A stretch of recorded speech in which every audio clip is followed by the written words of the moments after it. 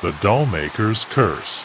The village of Black Hollow had always been a quiet, unassuming place, where the wind whispered through the pines and the cobblestone streets echoed with the footfalls of its inhabitants.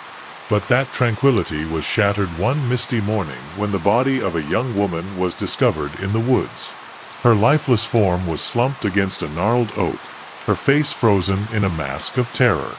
Beside her, nestled in the fallen leaves, was a small, handcrafted doll.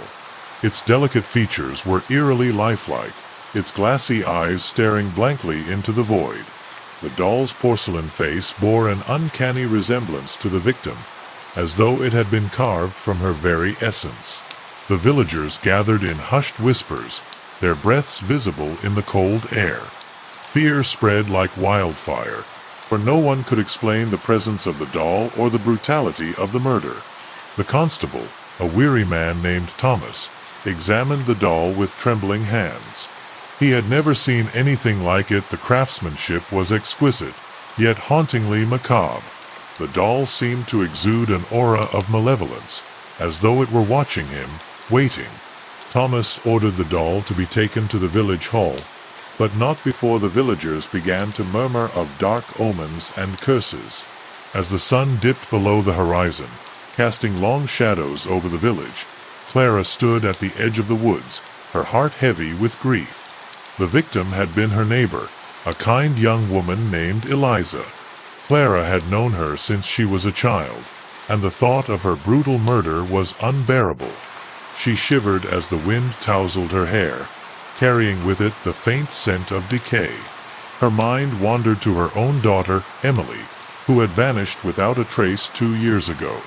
The memory was a festering wound, one that refused to heal.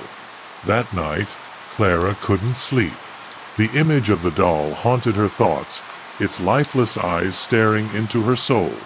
She tossed and turned, her mind racing with unanswered questions.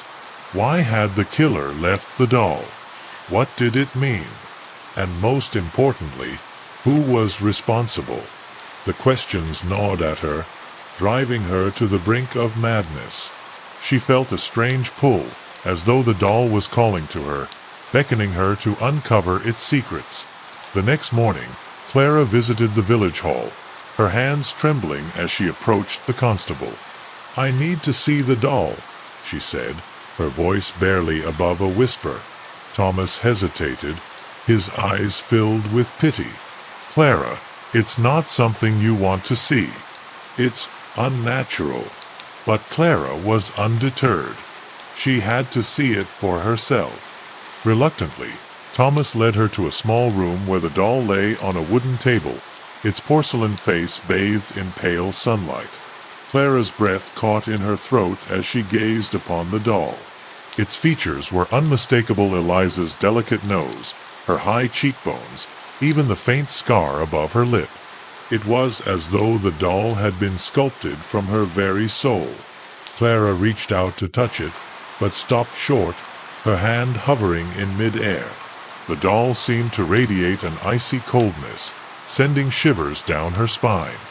She felt a sudden, overwhelming sense of unease, as though something was watching her from the shadows. As she left the village hall, Clara's mind was a whirlwind of emotions. The doll was more than just a macabre trinket. It was a message, a calling card from the killer. But what was the killer trying to say? And why was she so drawn to it?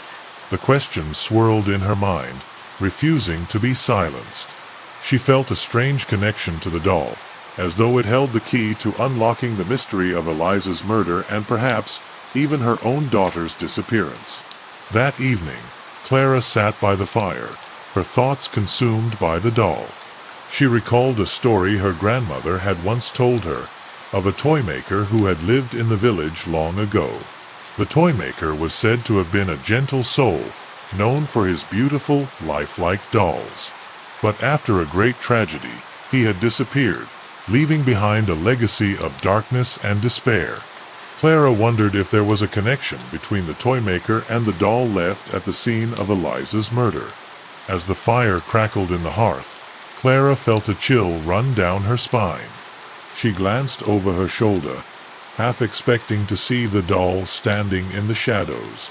But the room was empty, save for the flickering light of the flames. She shook her head, trying to dispel the unsettling feeling that had taken hold of her. But deep down, she knew that the doll was more than just a harbinger of death. It was a piece of a larger, more sinister puzzle. The next morning, Clara decided to visit the site of Eliza's murder.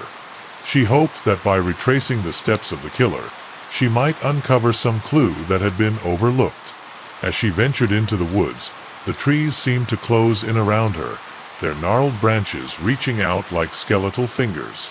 The air was thick with the scent of damp earth and decaying leaves, and the only sound was the crunch of her boots on the forest floor.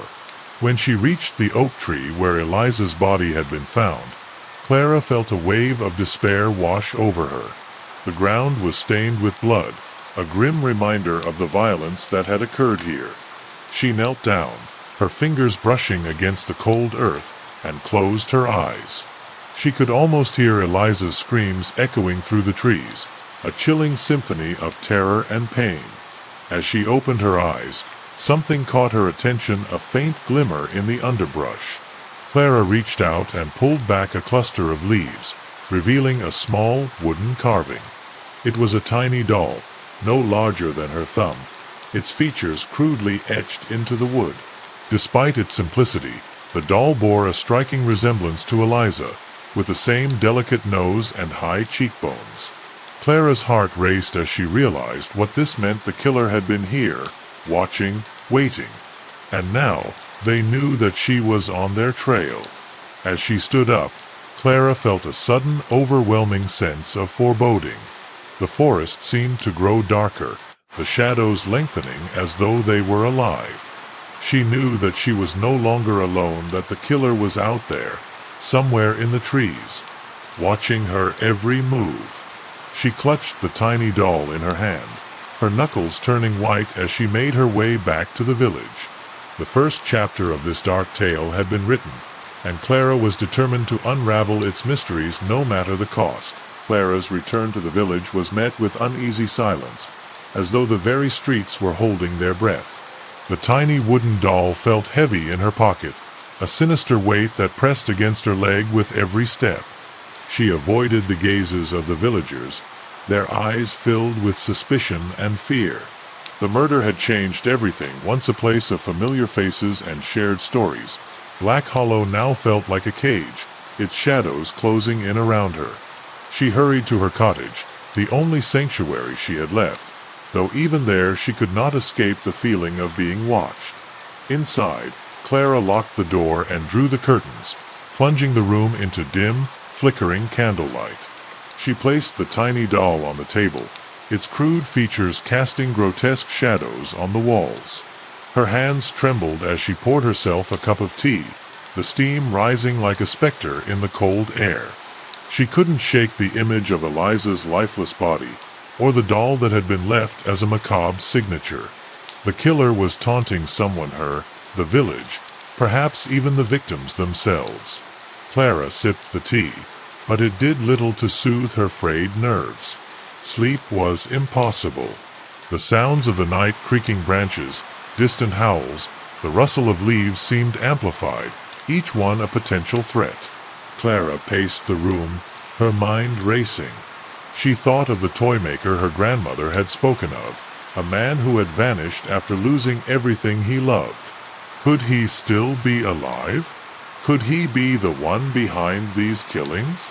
The idea was chilling, but it made a strange kind of sense. The dolls were too precise, too deliberate, to be the work of an amateur.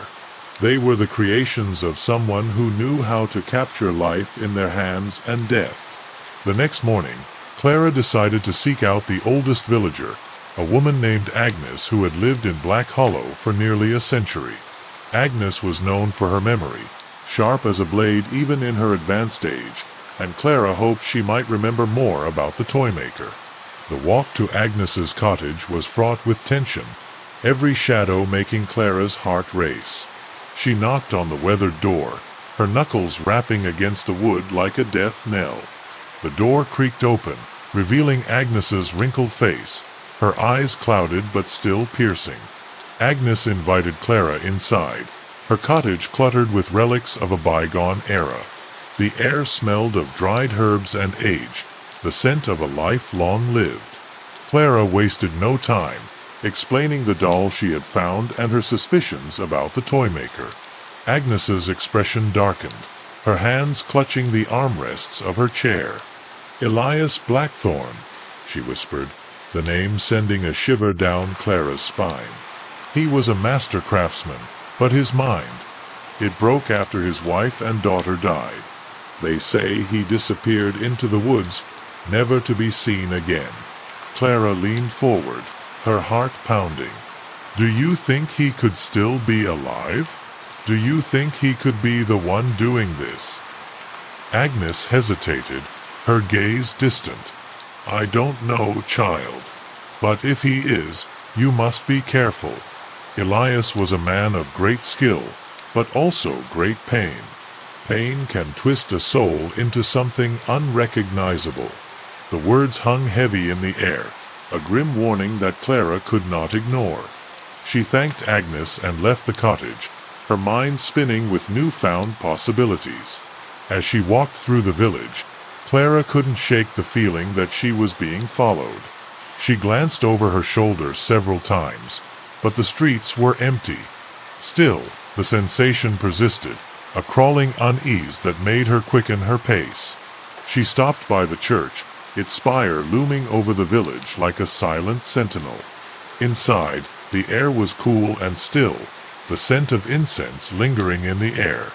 Clara lit a candle and knelt before the altar, her hands clasped in silent prayer. She prayed for Eliza, for Emily, for all those who had been lost. When she returned home, Clara found a package waiting on her doorstep. It was wrapped in brown paper, tied with a frayed string, and addressed to her in elegant, spidery handwriting. Her heart raced as she picked it up, the weight of it unsettling. She carried it inside, her hands trembling as she untied the string and peeled back the paper. Inside was a doll, its porcelain face frozen in a serene smile. The craftsmanship was exquisite, but what made Clara's blood run cold were the features. They were unmistakably hers. The doll wore a dress that mirrored the one Clara had worn to Eliza's funeral, its tiny hands clasped together as though in prayer. She dropped it onto the table, backing away as though it might come to life. The killer knew who she was. They had been watching her, studying her, just as they had done with Eliza. Clara's mind raced, panic threatening to consume her. She needed answers, and she needed them fast. The next day, Clara decided to visit the village's archives, a small, dusty room in the back of the town hall. She hoped to find any records of Elias Blackthorne, his life, his disappearance, anything that might shed light on the man he had become. The room was filled with old ledgers, maps, and documents, the air thick with dust. Clara spent hours sifting through the papers, her fingers stained with ink. Finally, she found what she was looking for, a faded journal entry from years ago, written by the village constable at the time. The entry described an investigation into Elias Blackthorne's disappearance, along with a chilling detail. Before he vanished, Elias had been seen wandering the woods at night, carrying a bundle wrapped in cloth. The constable had questioned him, but Elias had simply smiled and said, "I'm just putting my family to rest." The words sent a shiver down Clara's spine. He wondered what he had meant and what he had been carrying. That night, Clara's dreams were filled with images of dolls, their lifeless eyes staring at her as they whispered in unison. She woke in a cold sweat, the sound of her own screams echoing in the room. She had to find Elias, to confront him and end this nightmare. But first, she needed to know where to look. The woods were vast, and she couldn't search them alone. She would need help, but who could she trust? As dawn broke, Clara made a decision. She would return to Agnes, to see if the old woman knew anything about Elias's possible whereabouts. It was a slim hope, but it was all she had. The killer was closing in, and time was running out. Clara didn't know what she would find in the woods, but she knew one thing for certain: she would do whatever it took to uncover the truth, even if it cost her life. AI chatbot. The morning sun cast long shadows across Black Hollow as Clara made her way back to Agnes's cottage, her thoughts a tangled web of fear and determination. The doll with her own face had left her unsettled, its presence a constant reminder that the killer was watching her every move. She clutched the journal entry she had found in the archives, the words about Elias Blackthorne's mysterious bundle echoing in her mind. Agnes's knowledge of the village's history was her only hope, and Clara prayed the old woman could provide some clue about where Elias might be hiding. Agnes's cottage seemed even more foreboding than the day before, its windows dark and its garden overgrown. Clara knocked on the door, her knuckles rapping against the wood in a steady rhythm. After a moment, the door creaked open, revealing Agnes's weathered face. Her eyes widened slightly at the sight of Clara, as though she had been expecting her but hoped she wouldn't come. Without a word, Agnes stepped aside, allowing Clara to enter the dimly lit room. Clara wasted no time, handing the journal entry to Agnes and explaining her discovery. Agnes's hands trembled as she read the words, her expression growing darker with each passing moment. When she finished, she looked up at Clara, her eyes filled with a mixture of sorrow and fear. "Elias was a broken man," she said, her voice barely above a whisper. "When his family died, he couldn't bear to let them go. He buried them in the woods, but it wasn't enough. He wanted to keep them with him forever." Clara's stomach churned as Agnes's words sank in. "What do you mean? What did he do?" Agnes hesitated, then walked to a dusty corner of the room and pulled an old, leather-bound book from a shelf. She handed it to Clara, her hands shaking. This was his journal.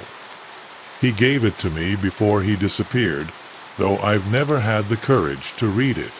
If you want to know the truth, it's in there."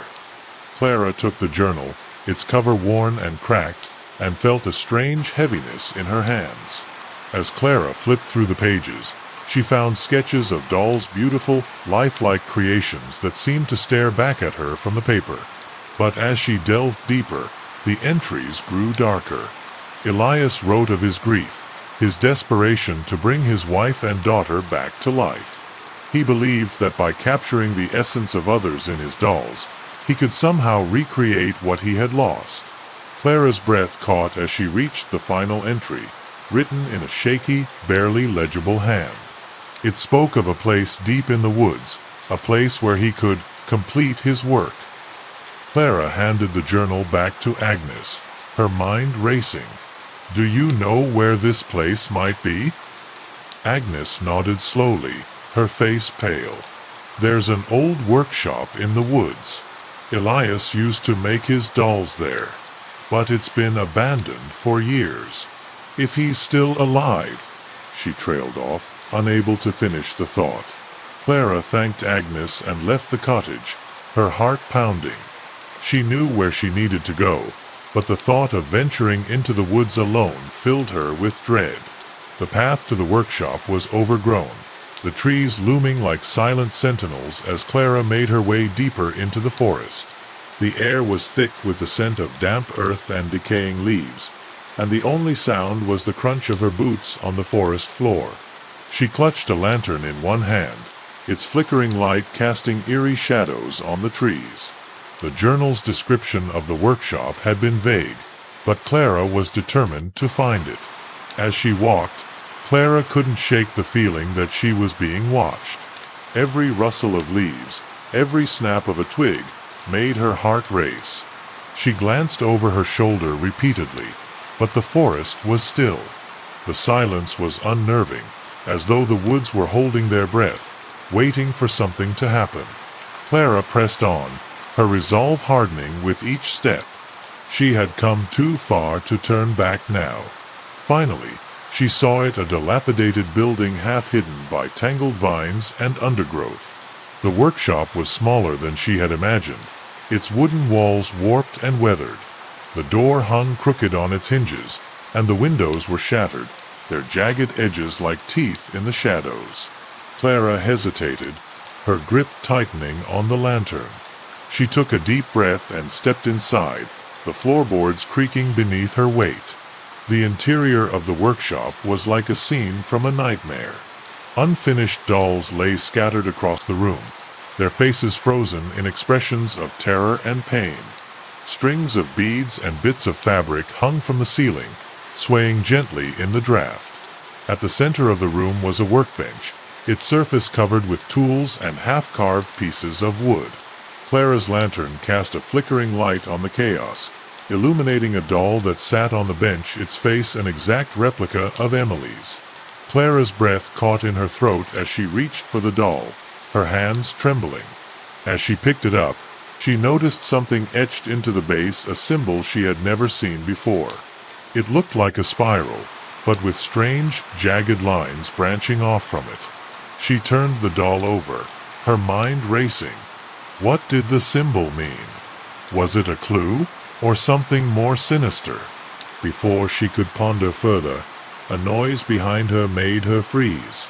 The sound was unmistakable, the creak of a floorboard, the shuffling of feet. Clara spun around, holding the lantern high.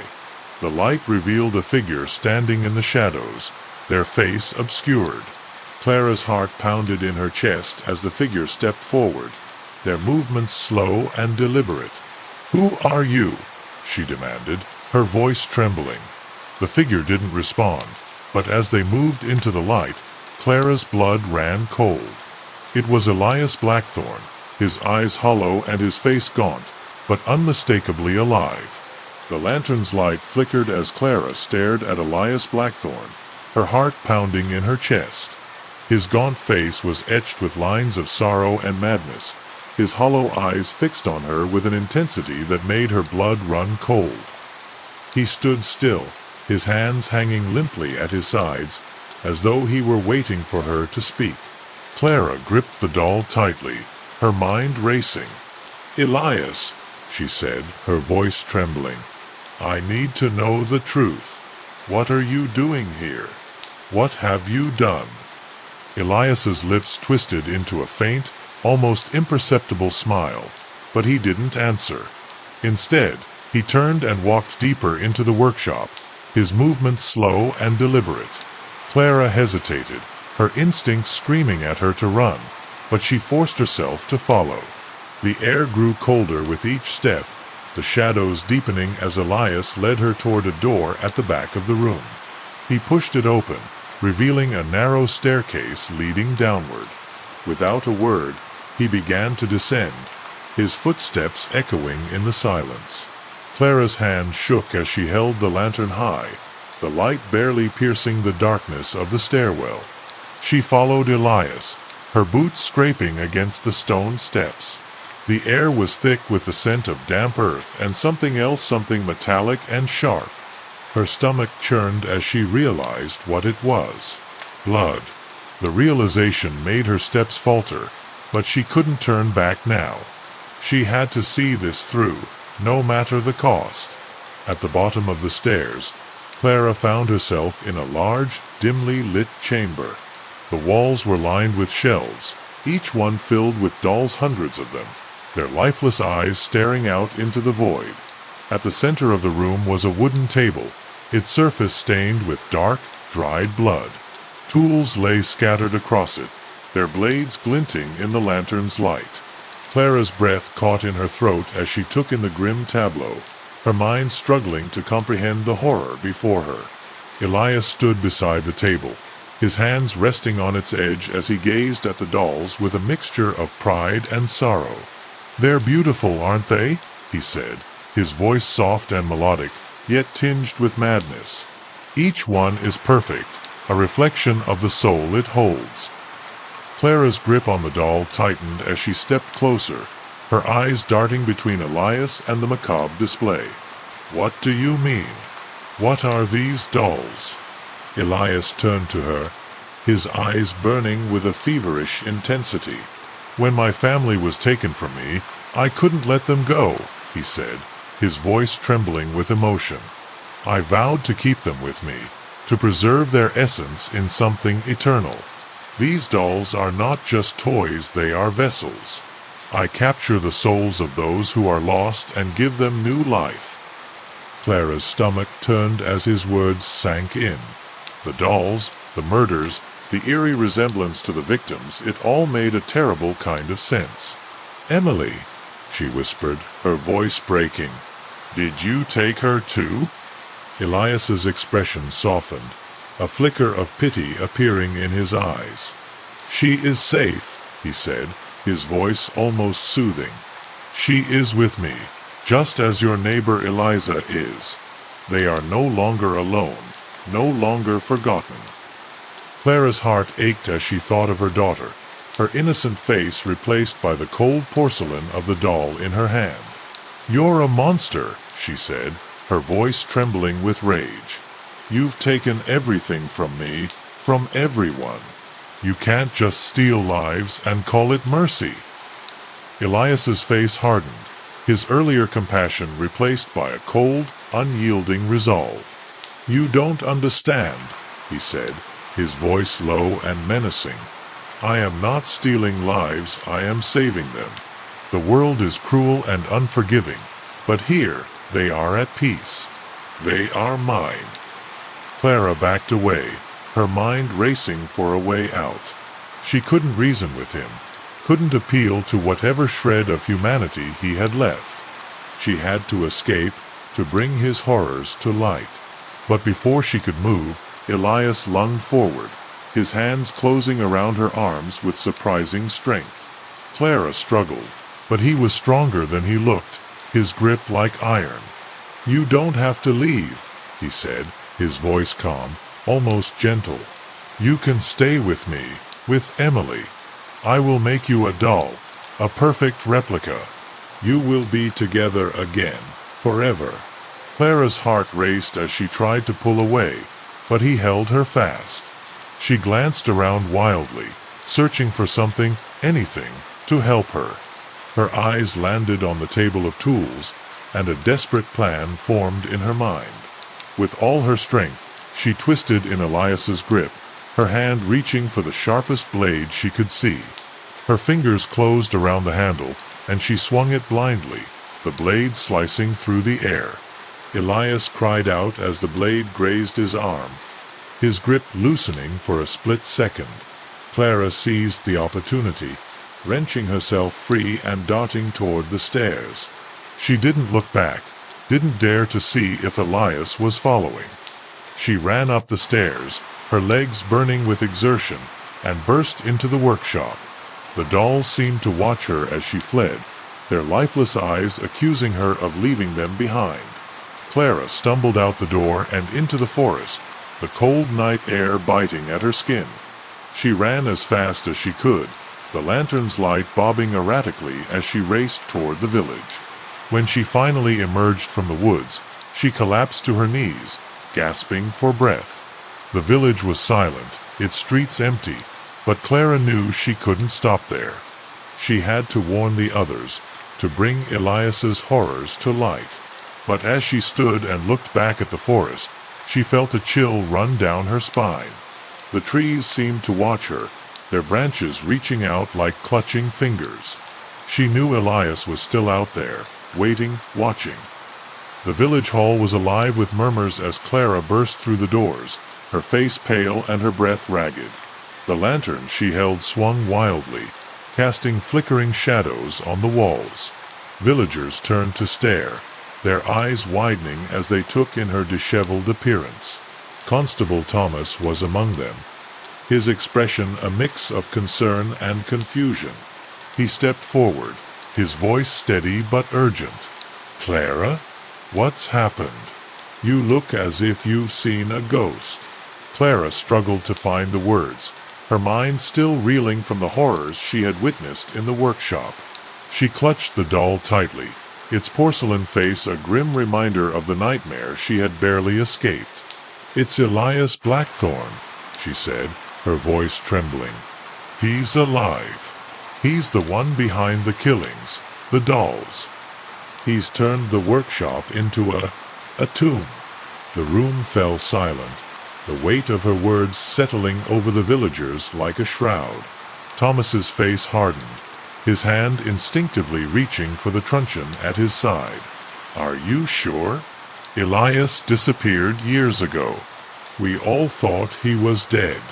Clara nodded, her eyes pleading for them to believe her. "I saw him. He tried to keep me there, to turn me into one of his creations. He's taken Emily, Eliza, and who knows how many others. We have to stop him." The murmurs grew louder, fear and disbelief warring in the voices of the villagers. One man, a burly blacksmith named Jacob, stepped forward, his face red with anger. "If it's true, then we can't wait. We need to go after him now, before he can hurt anyone else." Others murmured their agreement, their fear giving way to a grim determination.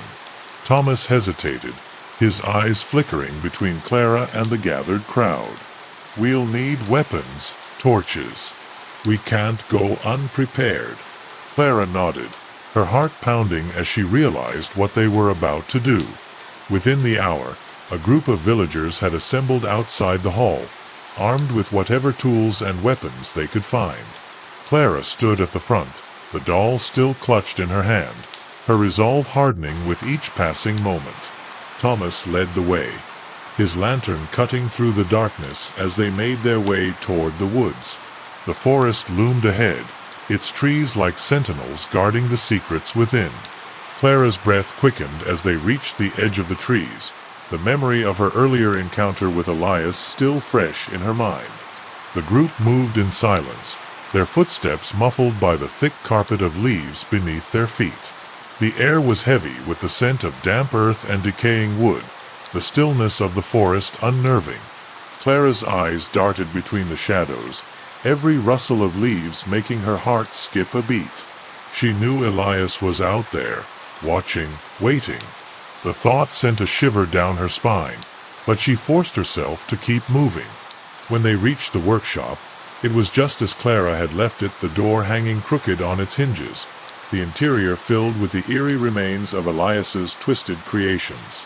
Thomas paused at the entrance, his lantern casting a flickering light on the scene. "This is where you found him?" Clara nodded, her voice barely above a whisper. "Yes, but he's not here now. The real horror is downstairs." She led them to the staircase, her hand trembling as she pointed to the darkness below. The group descended cautiously, their torches illuminating the grim chamber beneath the workshop. The villagers gasped as they took in the rows of dolls, their lifeless eyes staring out from the shelves. Jacob muttered a curse, his grip tightening on the axe he carried. Clara pointed to the blood-stained table, her voice steady despite the fear coursing through her. "This is where he does it, where he turns people into these." The villagers exchanged grim looks, the reality of the situation sinking in. Thomas turned to Clara, his expression serious. "Where do you think he is now?" "He can't have gone far." Clara shook her head, her mind racing. "I don't know. He could be anywhere in the woods. He's been living here for years, hiding in the shadows. He knows these forests better than anyone." Thomas nodded, his jaw tightening. "Then we'll have to search them. We can't let him escape." The group murmured their agreement, their determination unwavering. As they left the workshop and ventured deeper into the woods, the tension grew palpable. The trees seemed to close in around them, their branches like reaching claws. Clara walked beside Thomas, her eyes scanning the darkness for any sign of movement. She couldn't shake the feeling that Elias was watching them, that he knew they were coming. The thought made her skin crawl, but she forced herself to focus. She had to see this through, for Emily, for Eliza, for all the lives Elias had stolen. Hours passed, the search yielding no sign of Elias. The villagers grew weary, their footsteps slowing as the night wore on. Just as hope began to wane, a low, haunting sound echoed through the trees, a melody, faint and distant, but unmistakable. Clara froze, her blood running cold. "Do you hear that?" she whispered, her voice barely audible. The others nodded, their faces pale. The melody was coming from somewhere ahead, its mournful notes sending a chill through the air. With trembling hands, Clara led the group toward the sound, her heart pounding in her chest. The trees thinned as they approached a clearing, and there, standing in the moonlight, was Elias. He held a violin in his hands, the bow moving slowly across the strings as he played. His eyes were closed, his face serene, as though he were lost in the music. The villagers hesitated, their weapons raised but their hands unsteady. Clara stepped forward, her voice trembling. "Elias, it's over." Elias's music trailed off as he opened his eyes, his gaze locking onto Clara's with an unsettling calm. He lowered the violin, his movements deliberate, as though he had been expecting them all along. The moonlight bathed the clearing in an eerie glow, casting long shadows that seemed to stretch toward the villagers. No one spoke, the silence thick with tension as they waited for what would happen next. Clara stepped forward, her voice shaking but determined. "It's over, Elias. You can't keep doing this. You have to stop." Elias tilted his head, his expression unreadable. "Why should I stop?" he asked, his voice soft but laced with a chilling intensity. "I am giving them peace, Clara, a freedom they could never find in this cruel world. Can't you see that?" Clara's hands clenched into fists, her heart aching with a mix of grief and anger. "You're not giving them peace, you're stealing their lives. Emily was just a child. She didn't deserve this. None of them did." Elias's face shifted, a flicker of something resembling regret crossing his features. "You don't understand," he said, his voice growing quiet.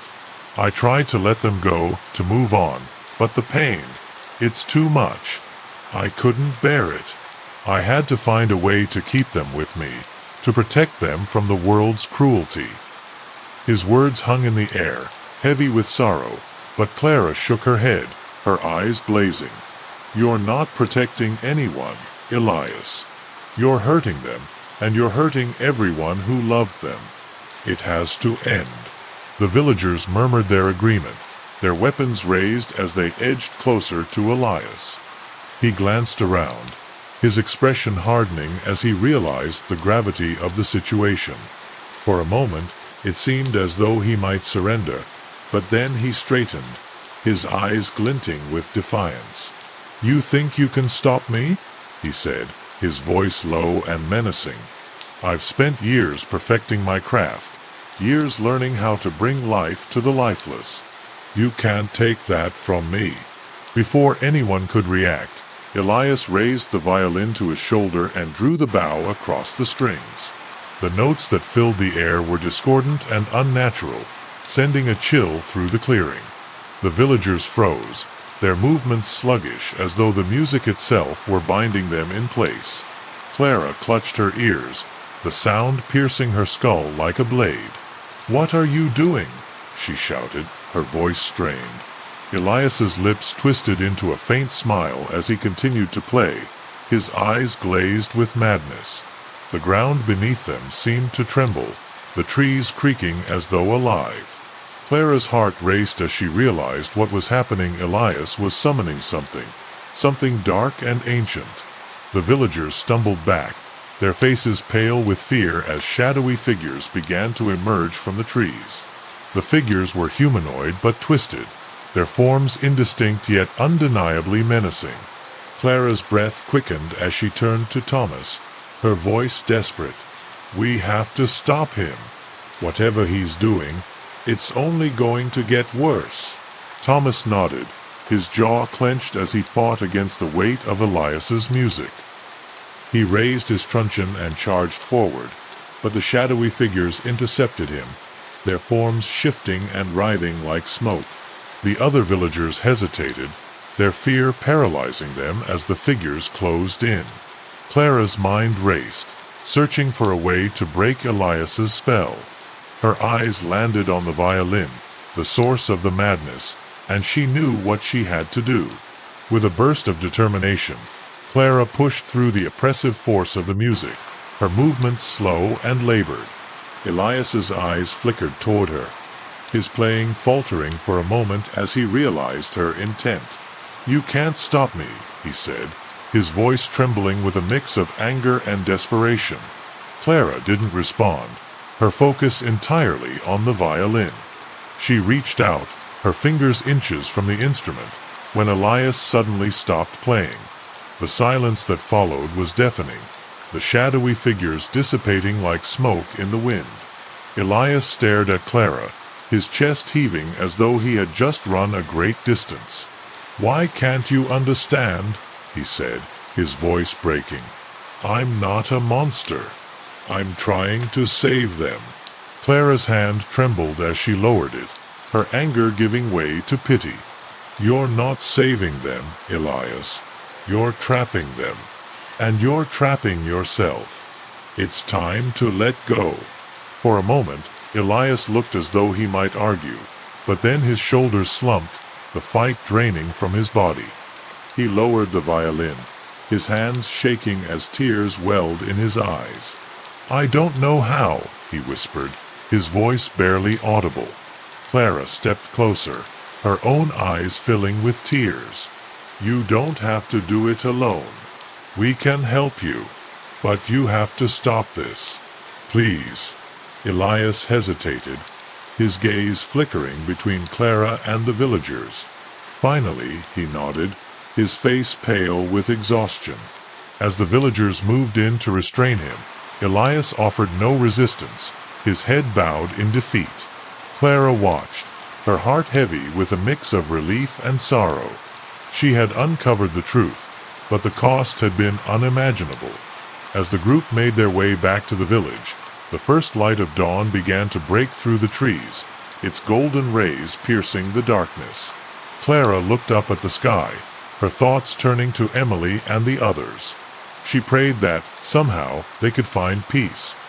The village was alive with nervous energy as Clara walked through the streets, the weight of the night's events pressing heavily on her shoulders. Word of Elias's capture had spread quickly, and the villagers gathered in small groups, their faces filled with a mix of relief and unease. Clara ignored their whispered conversations, her mind focused on one thing: finding Emily. She had promised herself she wouldn't rest until her daughter was safe, and she intended to keep that promise, no matter the cost. She made her way to the constable's office, where Elias was being held. Thomas stood outside, his arms crossed and his expression grim. He nodded as Clara approached, his voice low. "He's inside. He hasn't said much, but he seems resigned." Clara took a deep breath and stepped through the door, her heart pounding. Elias sat on a wooden bench, his hands cuffed and his head bowed. He looked up as Clara entered, his eyes filled with a mixture of sorrow and guilt. Clara hesitated for a moment, then sat across from him, her voice steady but soft. "Where is she, Elias? Where's Emily?" Elias's shoulders slumped, his gaze dropping to the floor. "She's safe," he said, his voice barely above a whisper. "I didn't hurt her. I wanted her to be with me, to be part of my family." Clara's chest tightened, her anger flaring, but she forced herself to remain calm. "Tell me where she is, please." Elias hesitated, his hands clenching and unclenching in his lap. Finally, he spoke, his voice trembling. "There's a hollow tree, deep in the woods. It's where I kept her, where I kept them all." Clara's breath caught in her throat as she stood, her mind racing. She turned to Thomas, who had been listening from the doorway. "We need to go. Now." Thomas nodded, his expression serious. "I'll gather a few men. We'll find her, Clara. I promise." Clara's heart ached with a mixture of hope and dread as she followed him out the door. The group moved quickly through the forest, the morning sun casting dappled light through the trees. Clara's eyes scanned the woods, searching for the hollow tree Elias had described. The thought of finding Emily, of holding her again, filled her with determination, but the fear of what they might find gnawed at her. She pushed the thoughts aside, focusing on the task at hand. The trees grew denser as they ventured deeper into the forest, the air thick with the scent of pine and damp earth. After what felt like an eternity, one of the villagers called out, his voice cutting through the silence. "Over here!" Clara's heart leapt as she sprinted toward the voice, her eyes locking onto the massive tree that stood before her. Its trunk was wide and gnarled, a dark hollow at its base. She dropped to her knees, her hands trembling as she reached into the hollow. Her fingers brushed against something soft, and she pulled it out, a doll, its face an exact replica of Emily's. Clara's breath hitched as she cradled the doll in her hands, its lifeless eyes staring up at her. She turned it over, her fingers tracing the symbol etched into its base, the same spiral with jagged lines she had seen before. Her heart sank as she realized what it meant. Emily was here, but not in the way she had hoped. The villagers exchanged grim looks, their silence heavy with unspoken sorrow. Clara's hands tightened around the doll, her vision blurring with tears. Thomas stepped forward, his voice gentle but firm. "Clara, we'll keep looking. We won't stop until we find her." Clara nodded, though she wasn't sure she believed him. The symbol on the doll, the hollow tree, it all pointed to one conclusion. Elias had taken Emily's life and trapped her essence within the doll, just as he had done with the others. The thought was too much to bear, and Clara's shoulders shook as she wept, her grief spilling over. The villagers stood silently, their faces filled with sympathy. One by one, they began to search the area, their movements slow and deliberate. Clara sat at the base of the tree, the doll cradled in her arms, her mind replaying memories of Emily, her laughter, her smile, the way she had clung to Clara's hand. The pain of loss was unbearable, but Clara clung to the hope that, somehow, Emily's spirit could be freed. She didn't know how, but she vowed to find a way. As the hours passed, the search yielded no sign of Emily's body. The villagers gathered around Clara, their expressions grim. Thomas knelt beside her, his voice soft. "We'll keep searching, Clara. We won't give up." Clara nodded, though the weight of her grief was almost too much to bear. She looked down at the doll, its face so lifelike, so perfect.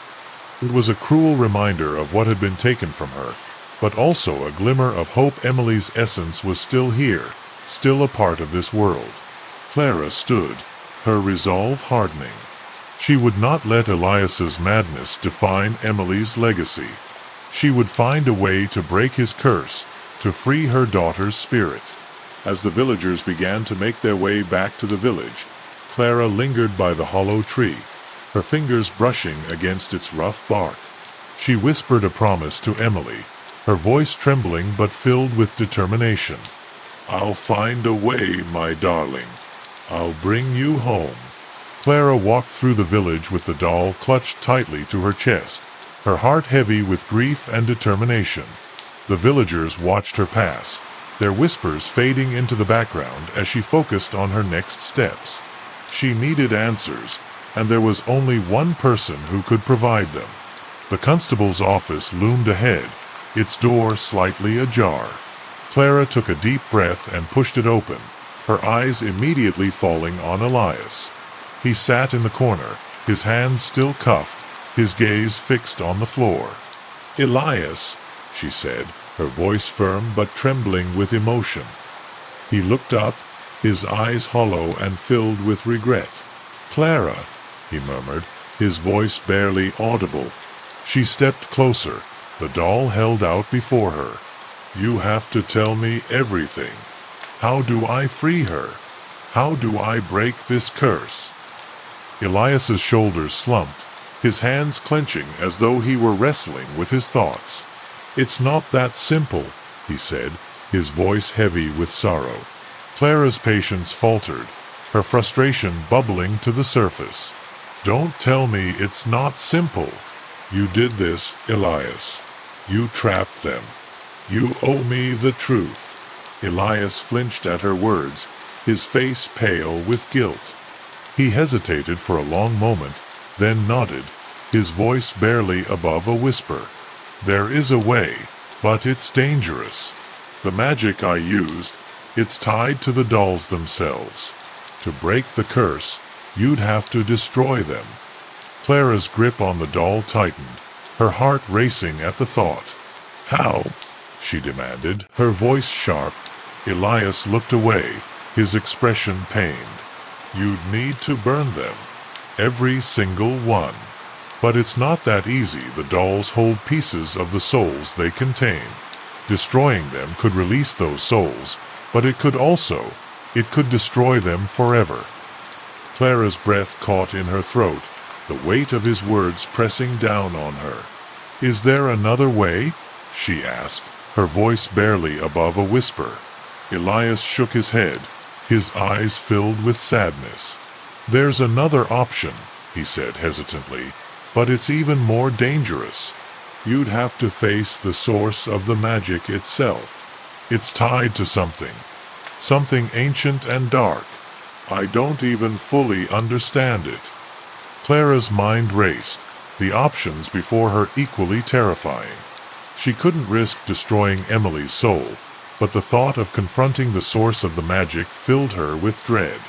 Elias's voice broke through her thoughts, soft but urgent. "Whatever you do, Clara, be careful. This magic, it's not something to take lightly." Clara stepped back, her eyes fixed on Elias as she absorbed his words. She didn't know which path to choose, but she knew she couldn't turn back now. Emily's spirit was counting on her, and she would do whatever it took to free her. She turned and left the constable's office, the doll still clutched tightly in her arms. The village square was bustling with activity, but Clara barely noticed.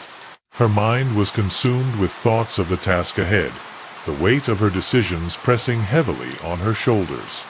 She made her way to the edge of the village, where the forest loomed like a dark, uncertain barrier. The sun was beginning to set, casting long shadows across the ground. Clara took a deep breath and stepped into the trees, her resolve hardening with each step. She didn't know what awaited her in the depths of the forest, but she knew she couldn't face it alone. She paused and turned back toward the village, her mind made up. She needed help, and there was one person she could trust.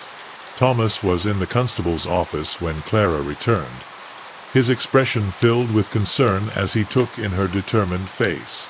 "Clara," he said, his voice soft but urgent, "what are you planning to do?" She stepped forward, her eyes locked on his. "I'm going to find the source of Elias's magic, Thomas. I'm going to free Emily and the others. But I can't do it alone. I need your help." Thomas hesitated, his brow furrowed with worry, but then he nodded, his expression resolute. "I'll do whatever I can," he said, his voice steady. Clara's heart swelled with gratitude, but she knew the road ahead would be treacherous. She quickly explained what Elias had told her, her voice trembling as she described the choices they faced. Thomas listened carefully, his face growing more serious with each word. When she finished, he nodded, his jaw set with determination. "We'll find the source, Clara. We'll free them. Together." With Thomas by her side, Clara felt a glimmer of hope, but the weight of their task still loomed large. They gathered supplies, lanterns, rope, and a few simple weapons before setting out into the forest once more. The trees seemed to close in around them as they ventured deeper, the air growing colder with each step. Clara held the doll tightly, her heart pounding as she thought of Emily. The symbol on the doll's base seemed to glow faintly in the dim light, a silent reminder of the curse they sought to break. The forest grew darker as the sun dipped below the horizon, the shadows stretching and twisting around them. Clara and Thomas moved cautiously, their lanterns casting flickering light on the path ahead. The silence was oppressive, broken only by the occasional rustle of leaves or the distant call of an owl. Clara's senses were heightened, every sound and movement sending a jolt of adrenaline through her body. She knew they were getting closer, she could feel it in the air, a strange, almost electric tension that made her skin crawl. Finally, they reached a clearing unlike any they had seen before. At its center stood an ancient stone circle, the stones weathered and covered in moss. Strange symbols were carved into their surfaces, glowing faintly in the darkness. Clara's breath caught in her throat as she stepped forward, the doll in her hands beginning to hum with a strange energy. She turned to Thomas, her voice barely above a whisper. "This is it. This is the source." Clara stepped into the stone circle, the air heavy with an unnatural stillness. The symbols carved into the stones pulsed faintly, their light casting eerie shadows across the ground. Thomas followed close behind, his lantern held high, his eyes wide with apprehension. The doll in Clara's hands vibrated with a strange energy, its porcelain face seeming almost alive in the dim light. She set it down gently at the center of the circle, her heart pounding as she prepared for what came next. The symbols began to glow brighter, their light intensifying as though reacting to the doll's presence. Clara took a step back, her breath quickening as the humming grew louder, filling the clearing with a low, resonant sound. Thomas gripped her arm, his voice urgent. "Clara, we need to be careful. This place, it feels wrong." She nodded, her eyes fixed on the doll as it began to tremble violently. The ground beneath them seemed to shift, the stones groaning as though awakening from a long slumber. Suddenly, the light from the symbols surged, forming a glowing web that connected each stone in the circle. The air crackled with energy, and Clara felt a strange pull, as though the circle were drawing her in. She clutched Thomas's arm, her voice trembling. "What's happening?" He shook his head, his face pale with fear. "I don't know, Clara, but we need to get out of here." Before they could move, the light flared, blinding them both. When the light faded, Clara found herself standing alone in the circle, the doll at her feet. Thomas was gone, the forest beyond the stones dark and silent. Panic surged through her as she called out his name, her voice echoing unnaturally in the stillness. No response came. She turned back to the doll, her heart racing as she realized she was no longer in the forest. The air was colder, the sky a deep, unnatural black. The stone circle was the only familiar thing in this strange, otherworldly place. The doll began to hum again, its light pulsing in time with the symbols on the stones. Clara knelt beside it, her hands trembling as she reached out to touch it. The moment her fingers made contact, a vision flashed before her eyes, a figure cloaked in shadow, its form shifting and indistinct. It spoke in a voice that seemed to echo from within her mind. "You seek to break the curse, child? You must prove your worth." Clara's breath caught in her throat as the vision faded, leaving her shaken but determined. She stood, her voice steady despite her fear. "What must I do?" The air around her seemed to tremble, the symbols on the stones glowing brighter. The figure's voice returned, low and resonant. "The curse is tied to loss and love, to the bonds that bind and break. To free the souls, you must face the pain you fear the most. Are you prepared, child?" Clara hesitated, her mind racing. The figure's words were cryptic, but she knew there was no turning back. The symbols flared again, and suddenly, Clara was no longer in the circle. She stood in a familiar room, her own home, but the air was thick with sorrow. Before her stood Emily, her face pale and her eyes filled with tears. "Mama," she whispered, her voice trembling. Clara's heart shattered at the sight of her daughter, but she forced herself to remain calm. "Emily," she said softly, her voice breaking, "I'm here. I'm going to save you." Emily shook her head, tears streaming down her face. "You can't, Mama. The pain, it's too much. Let me go." Clara's breath hitched, her chest tightening with grief. "No, Emily, I won't lose you. Not again." She stepped forward, her arms outstretched, but Emily backed away, her expression one of anguish. "You have to, Mama. It's the only way to break the curse." Clara's hands trembled as she reached for her daughter, her heart torn between the need to hold her and the knowledge of what she had to do. The room seemed to fade around them, the walls dissolving into darkness. Emily's form began to shimmer, her features blurring as though she were becoming one with the air. Clara's breath quickened, her voice desperate.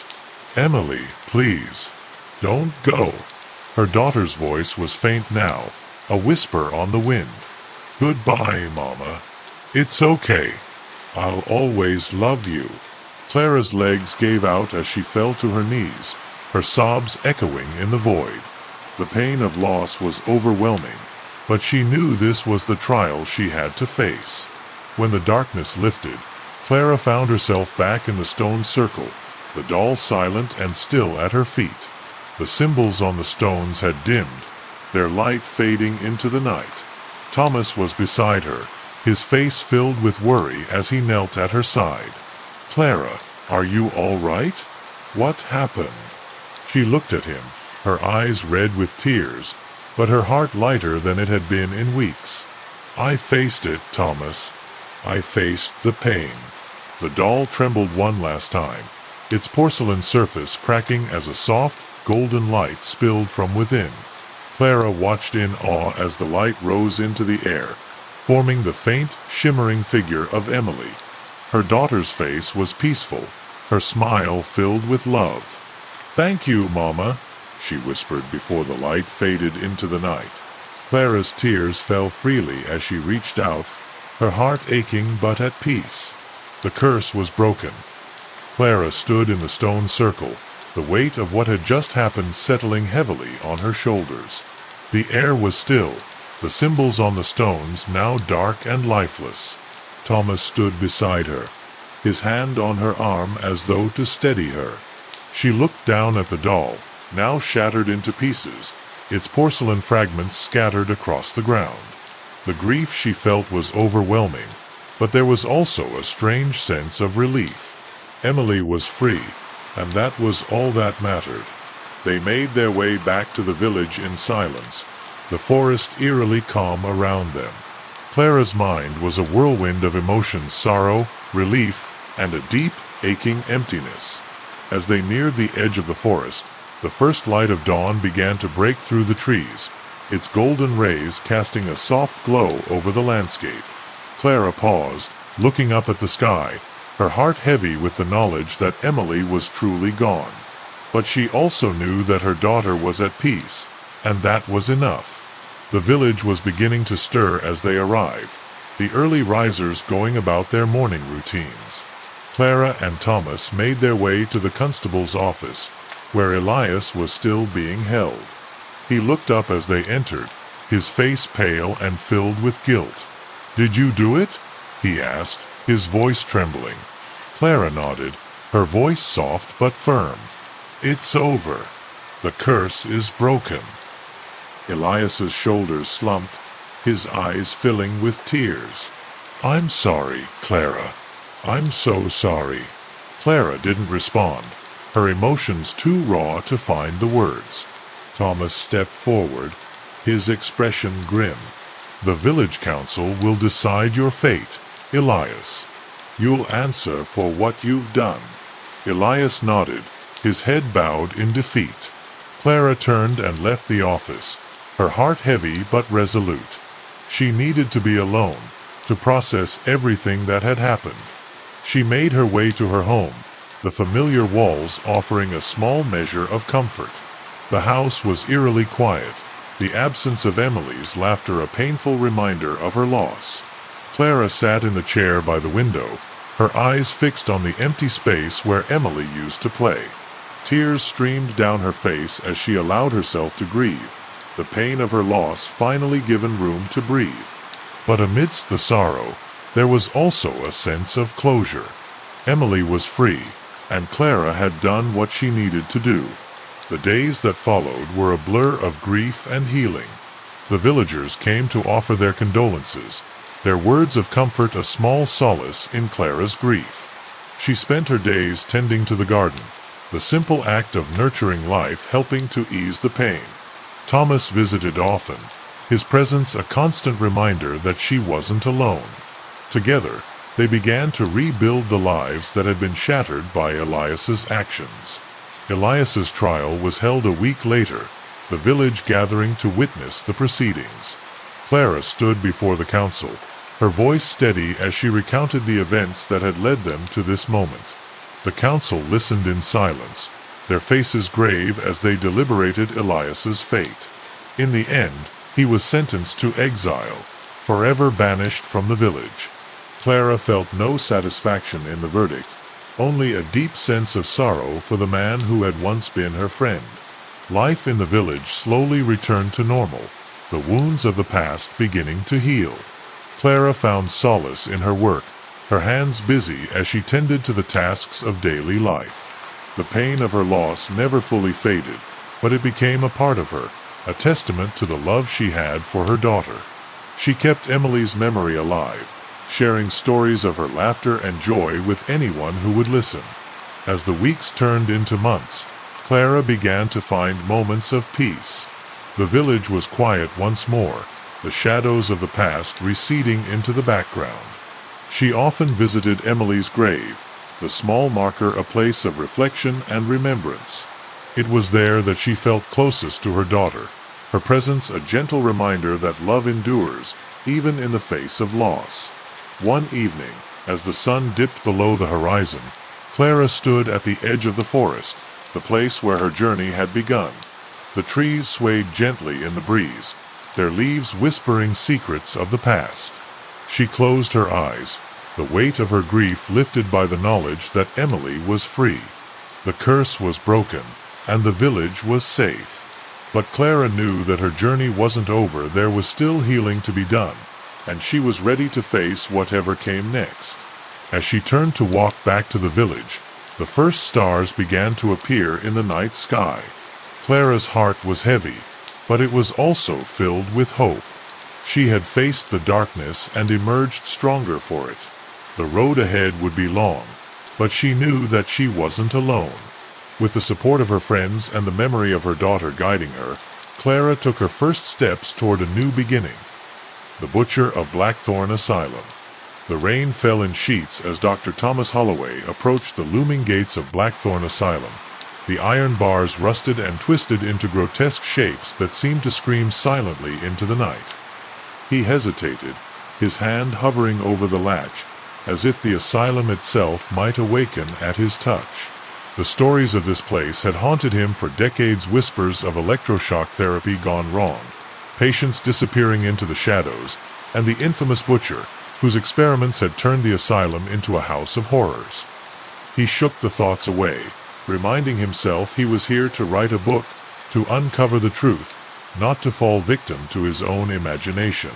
The gate creaked open, the sound like a dying animal's final breath, and Thomas stepped onto the overgrown path, the weeds clawing at his ankles as if trying to pull him into the earth. The asylum loomed ahead, its broken windows staring down at him like empty eye sockets, and he took a deep breath, the air thick with the scent of decay. He approached the entrance, the door ajar and its wood splintered and stained, as though it had been forced open by something far stronger than a human hand. The hinges screeched as he pushed it open, and he stepped into the darkness, his flashlight cutting through the gloom.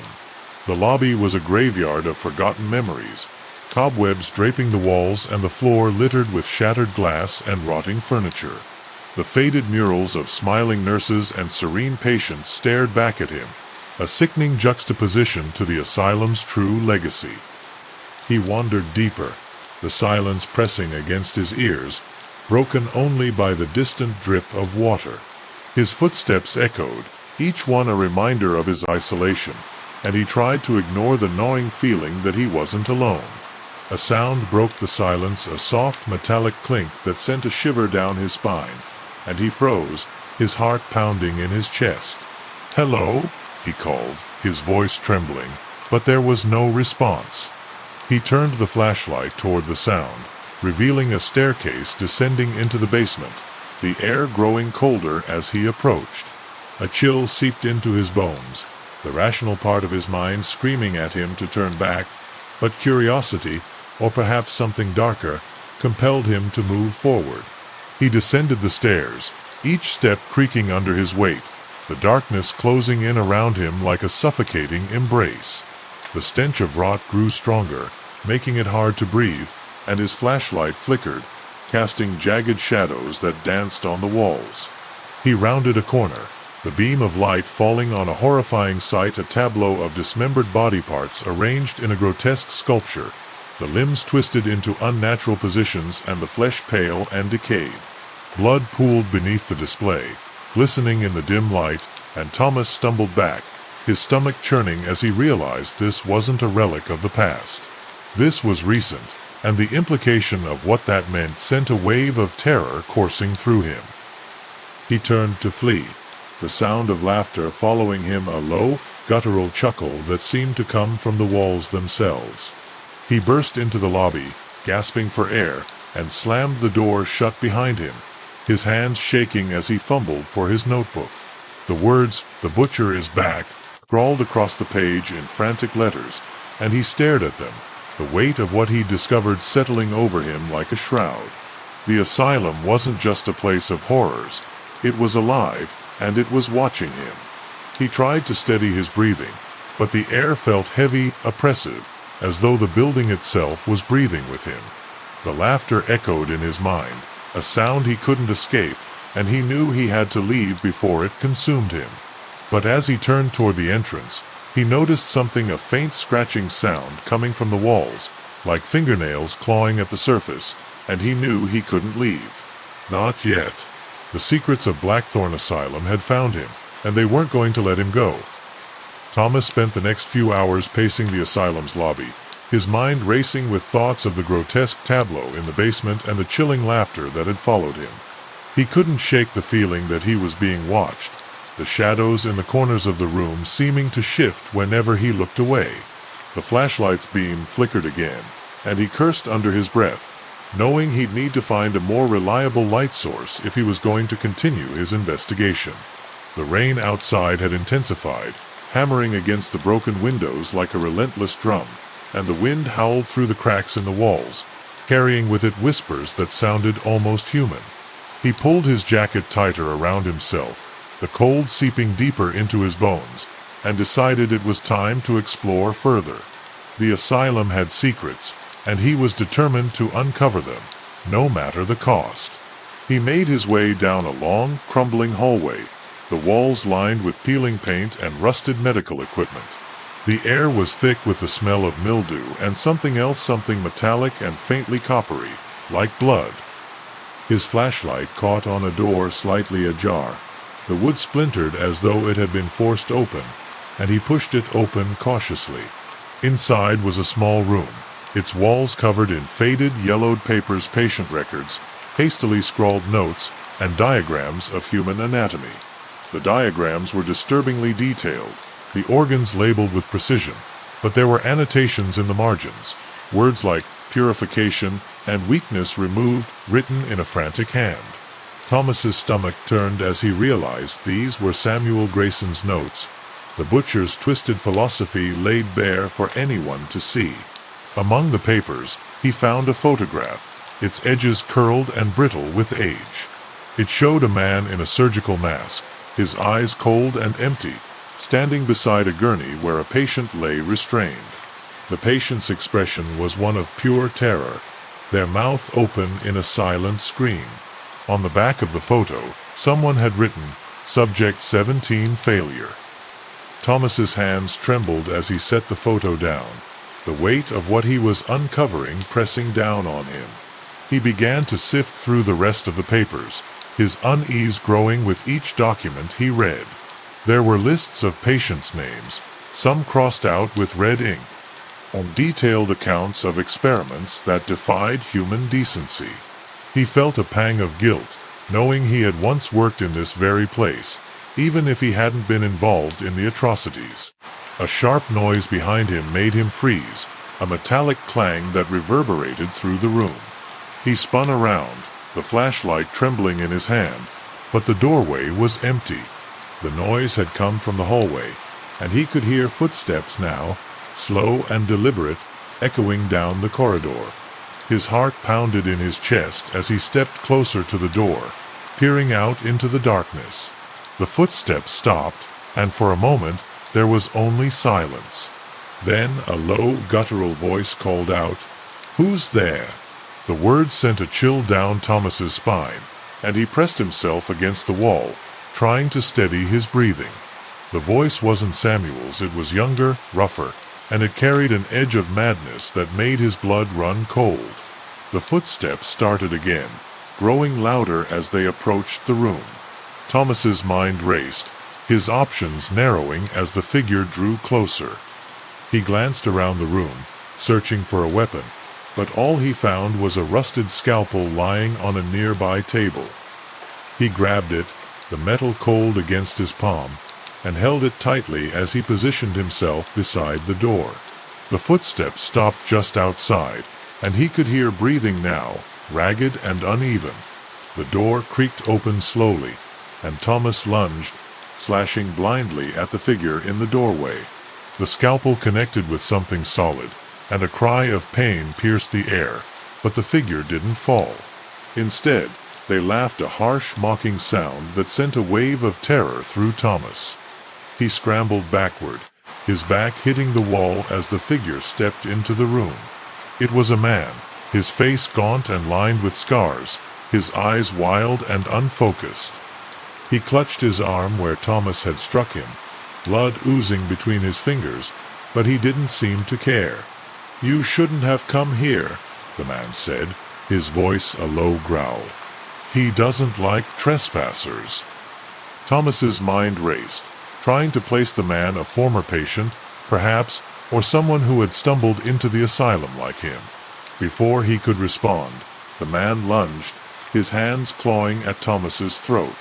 They tumbled to the ground, the scalpel skittering out of reach as the man's fingers tightened around his neck. Thomas gasped for air, his vision blurring as he struggled against the man's grip. He kicked out blindly, his foot connecting with something solid, and the man grunted in pain, loosening his hold just enough for Thomas to twist free. He scrambled to his feet, grabbing the scalpel from the floor, and turned to face his attacker.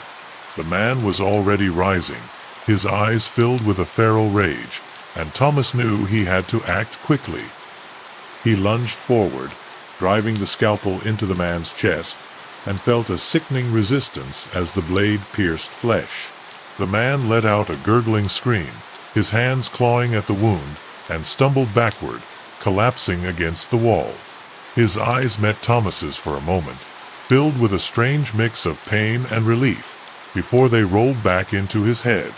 The man slumped to the ground, his body twitching once before going still. Thomas stood there, trembling, the scalpel still clutched in his hand as he stared at the lifeless form on the floor. He felt no sense of victory, only a deep, gnawing dread that grew with each passing second. The asylum had claimed another victim, and he knew it wasn't finished with him. The laughter from earlier echoed in his mind, louder now, and he realized it wasn't coming from the walls, it was inside his head. He dropped the scalpel, the sound of it hitting the floor jarring him back to reality, and stumbled out of the room, his thoughts a chaotic whirl of fear and guilt.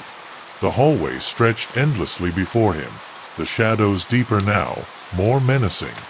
He could feel them closing in around him, their presence almost tangible, and he knew he had to find a way out. But the asylum was a labyrinth, its hallways twisting and turning in ways that defied logic, and he soon found himself hopelessly lost. The whispers returned, louder this time, words he couldn't quite make out, but they carried a sense of urgency, a warning. He rounded a corner and froze. A figure stood at the end of the hallway, shrouded in darkness.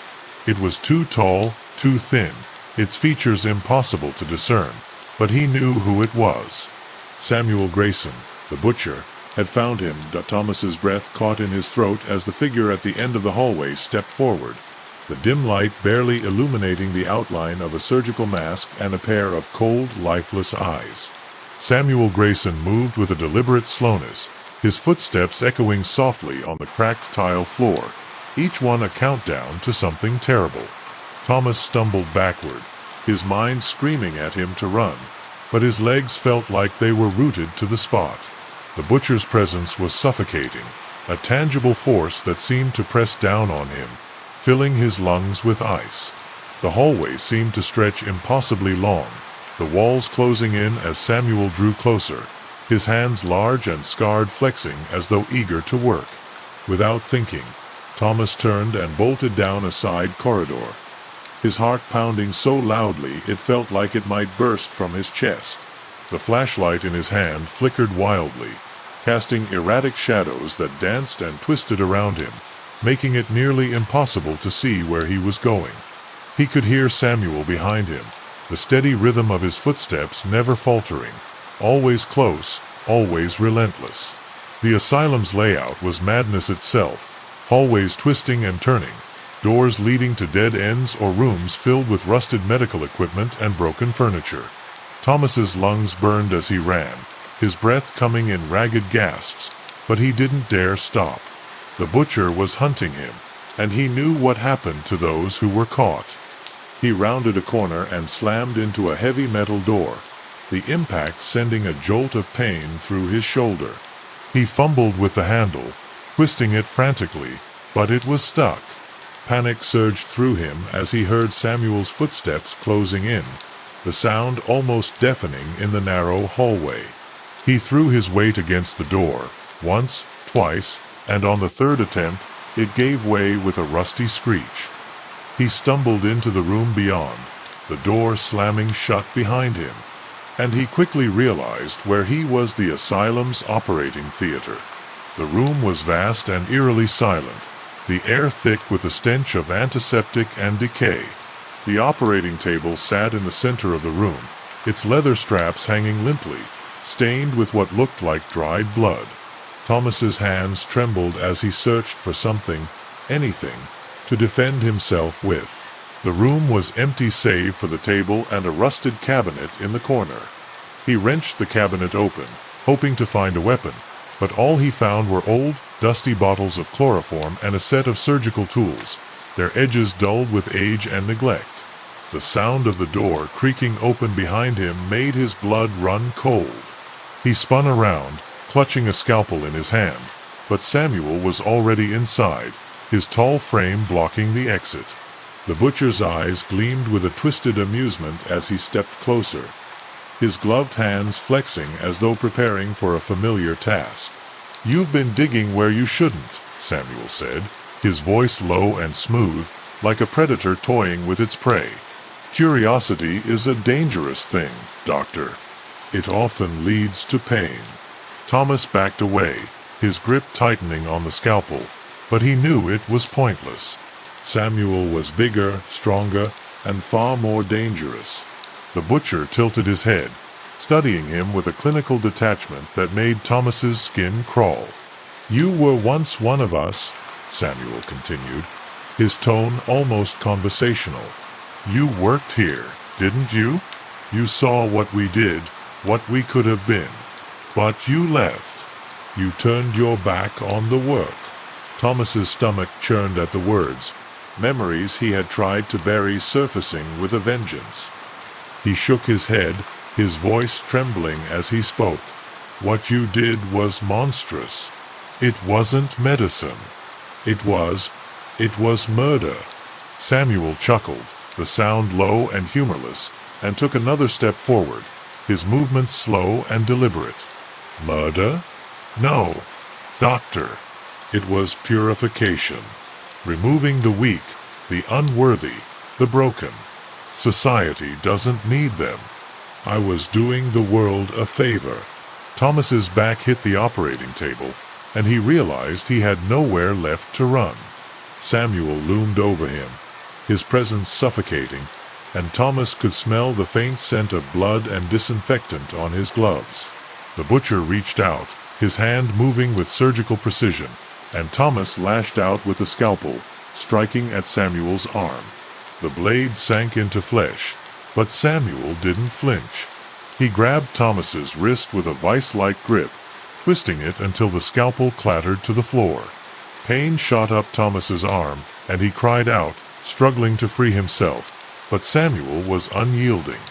The butcher leaned in close, his breath hot against Thomas's ear as he whispered, "You're stronger than most. I'll give you that. But you're still weak, and weakness must be removed." Thomas felt the cold leather of the operating table against his back as Samuel forced him down, his strength overwhelming.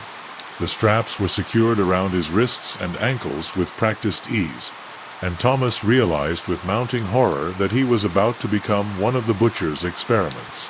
The room seemed to spin around him as Samuel moved to the cabinet, retrieving a set of surgical tools that gleamed dully in the dim light. Thomas's mind raced, his thoughts a chaotic whirl of fear and desperation. He struggled against the straps, but they held firm, cutting into his wrists as he thrashed. Samuel returned, a syringe in hand, the liquid inside a sickly yellow. "This will make it easier," the butcher said, his voice almost soothing, as though he were comforting a frightened patient. Thomas's eyes widened as the needle approached, and he tried to scream, but no sound came out. The last thing he saw before the darkness claimed him was Samuel's cold, calculating eyes, filled with a terrifying certainty. Thomas woke to the sound of dripping water, his head pounding as though it might split open. The room was dimly lit, the flickering light of a single bulb casting shadows that danced across the walls. He tried to move, but his wrists and ankles were still bound to the operating table, the straps cutting into his skin. Panic surged through him as he remembered Samuel's cold eyes and the syringe filled with that sickly yellow liquid. His mouth felt dry, his tongue heavy, and he struggled to focus as the reality of his situation settled over him. The butcher had him, and he had no idea what horrors awaited him. The sound of footsteps echoed in the distance, growing louder with each passing second. Thomas's heart raced as he strained against the restraints, the leather biting into his skin. The door creaked open, and Samuel stepped into the room, his surgical mask still in place and his gloved hands holding a tray of instruments. The butcher's eyes gleamed with a twisted satisfaction as he approached the table, his movements slow and deliberate. "You're awake," Samuel said, his voice calm and almost conversational. "Good. I was hoping we could have a proper conversation before we begin." Thomas's mind raced, searching for a way to reason with the man, but Samuel's cold demeanor made it clear that reason had no place here. "Let me go," Thomas croaked, his voice hoarse and trembling. "You don't have to do this. There's still time to stop." Samuel chuckled, the sound low and humorless, and set the tray down on a nearby table. "Stop? Why would I stop? The work must continue. It's my duty, my purpose. And you, Doctor, are about to play a very important role." Thomas's stomach churned at the words, his mind flashing to the dismembered body parts he'd seen in the basement.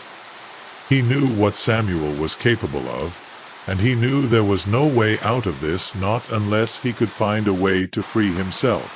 But the straps were too tight, and Samuel was too close. The butcher picked up a scalpel from the tray, the blade glinting in the dim light, and leaned over Thomas. "You were once one of us," Samuel said, his voice almost wistful. "You could have been great. But you turned your back on the work, and now you'll pay the price." Thomas's breath came in shallow gasps as the blade hovered inches from his chest. He closed his eyes, bracing himself for the pain, but it never came. Instead, he heard a loud thud, followed by the sound of footsteps scrambling. He opened his eyes to see Samuel stumbling backward, clutching his head, blood oozing from a gash above his temple. A figure stood beside the table, holding a rusted pipe in their hands, their face shadowed but clearly on Thomas's side. "Hurry!" the figure hissed, their voice low and urgent. "We don't have much time." Thomas didn't need to be told twice. He tugged at the restraints, his wrists raw and bleeding, but the figure was already working to undo them. The straps fell away, and Thomas rolled off the table, his legs shaky but holding. He glanced at Samuel, who was struggling to rise, his movements slow and uncoordinated. The figure grabbed Thomas's arm, pulling him toward the door. "Come on, before he recovers." They ran through the asylum's labyrinthine hallways, the sound of their footsteps echoing in the silence. Thomas's rescuer moved with a practiced ease, as though they knew the building intimately, and he followed without question. The flashlight in their hand flickered, casting jagged shadows that danced on the walls, and Thomas couldn't shake the feeling that they were being watched. They rounded a corner and skidded to a halt, the hallway ahead blocked by a collapsed ceiling. "This way," the figure said, turning down a narrow side passage. Thomas followed, his heart pounding, and they soon emerged into a storage room filled with dusty boxes and broken furniture. As they caught their breath, Thomas turned to his rescuer, finally getting a good look at them. It was a woman, her face pale and drawn, with dark circles under her eyes. She looked like she hadn't slept in days, but there was a fierce determination in her gaze that told him she wasn't going to give up. "Who are you?" he asked, his voice barely above a whisper. The woman hesitated, then said, "Sarah. I'm a nurse, or I was, before all this. I've been trying to stop him, but I can't do it alone." Thomas's mind raced as he processed her words. She had been here, trapped in the asylum, trying to fight back against Samuel. And now they were in this together. "We need to get out of here," Sarah said, her voice urgent. "He'll come after us, and he won't stop until he's finished what he started." Thomas nodded, his fear giving way to a grim determination. He wasn't going to let Samuel win. Not after everything he'd seen, everything he'd endured. "Where's the exit?" he asked, his voice steady now. Sarah hesitated, then said, "There's a way out through the basement, but it's dangerous. Samuel's experiments. They're down there. But it's our only chance." Thomas swallowed hard, the memory of the dismembered body parts flashing in his mind. They moved quickly, Sarah leading the way as they navigated the asylum's crumbling corridors. The air grew colder the deeper they went, the stench of decay becoming overwhelming. Thomas's flashlight flickered, casting erratic shadows that made it hard to see, but he didn't dare slow down. The sound of footsteps echoed behind them, growing louder with each passing second. Samuel was coming. They reached the basement stairs, the darkness below swallowing the light from their flashlight, and Thomas hesitated. "Are you sure about this?" he asked, his voice trembling. Sarah nodded, her jaw set. "It's the only way." They descended the stairs, the air growing colder with each step. The basement was a maze of crumbling walls and rusted pipes, the shadows shifting unnaturally as though the darkness itself was alive. Sarah led them through the labyrinth, her movements confident despite the oppressive atmosphere. The sound of dripping water echoed in the silence, and Thomas couldn't shake the feeling that they were being watched. They turned a corner and froze. A figure stood at the end of the hallway, their back to them. For a moment, Thomas thought it was Samuel, but the figure turned, revealing a face that made his blood run cold. It was one of Samuel's experiments, its body twisted and broken, its eyes filled with a feral rage. The creature let out a guttural snarl and charged, its movements unnaturally fast. Sarah swung the pipe, connecting with the creature's head, but it barely slowed. Thomas grabbed a piece of rusted metal from the floor, swinging it wildly as the creature lunged at him. The metal connected with its chest, and the creature let out a shriek, stumbling backward. Sarah struck again, this time with enough force to send the creature sprawling.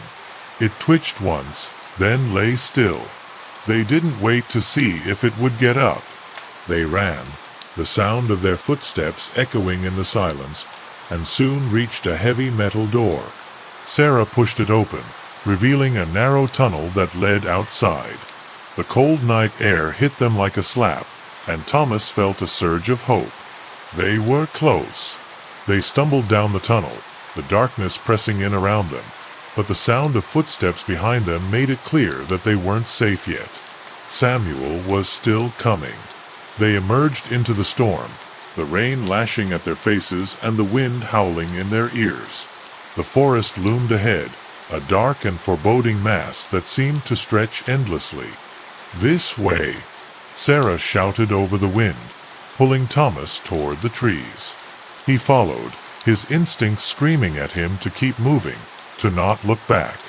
But as they reached the edge of the forest, Thomas couldn't resist a glance over his shoulder.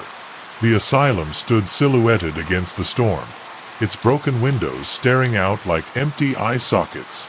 And there, in the entrance, stood Samuel, his face twisted in a mask of rage. He didn't follow, but Thomas knew this wasn't over. The butcher would come for them, and he wouldn't stop until he'd finished what he started.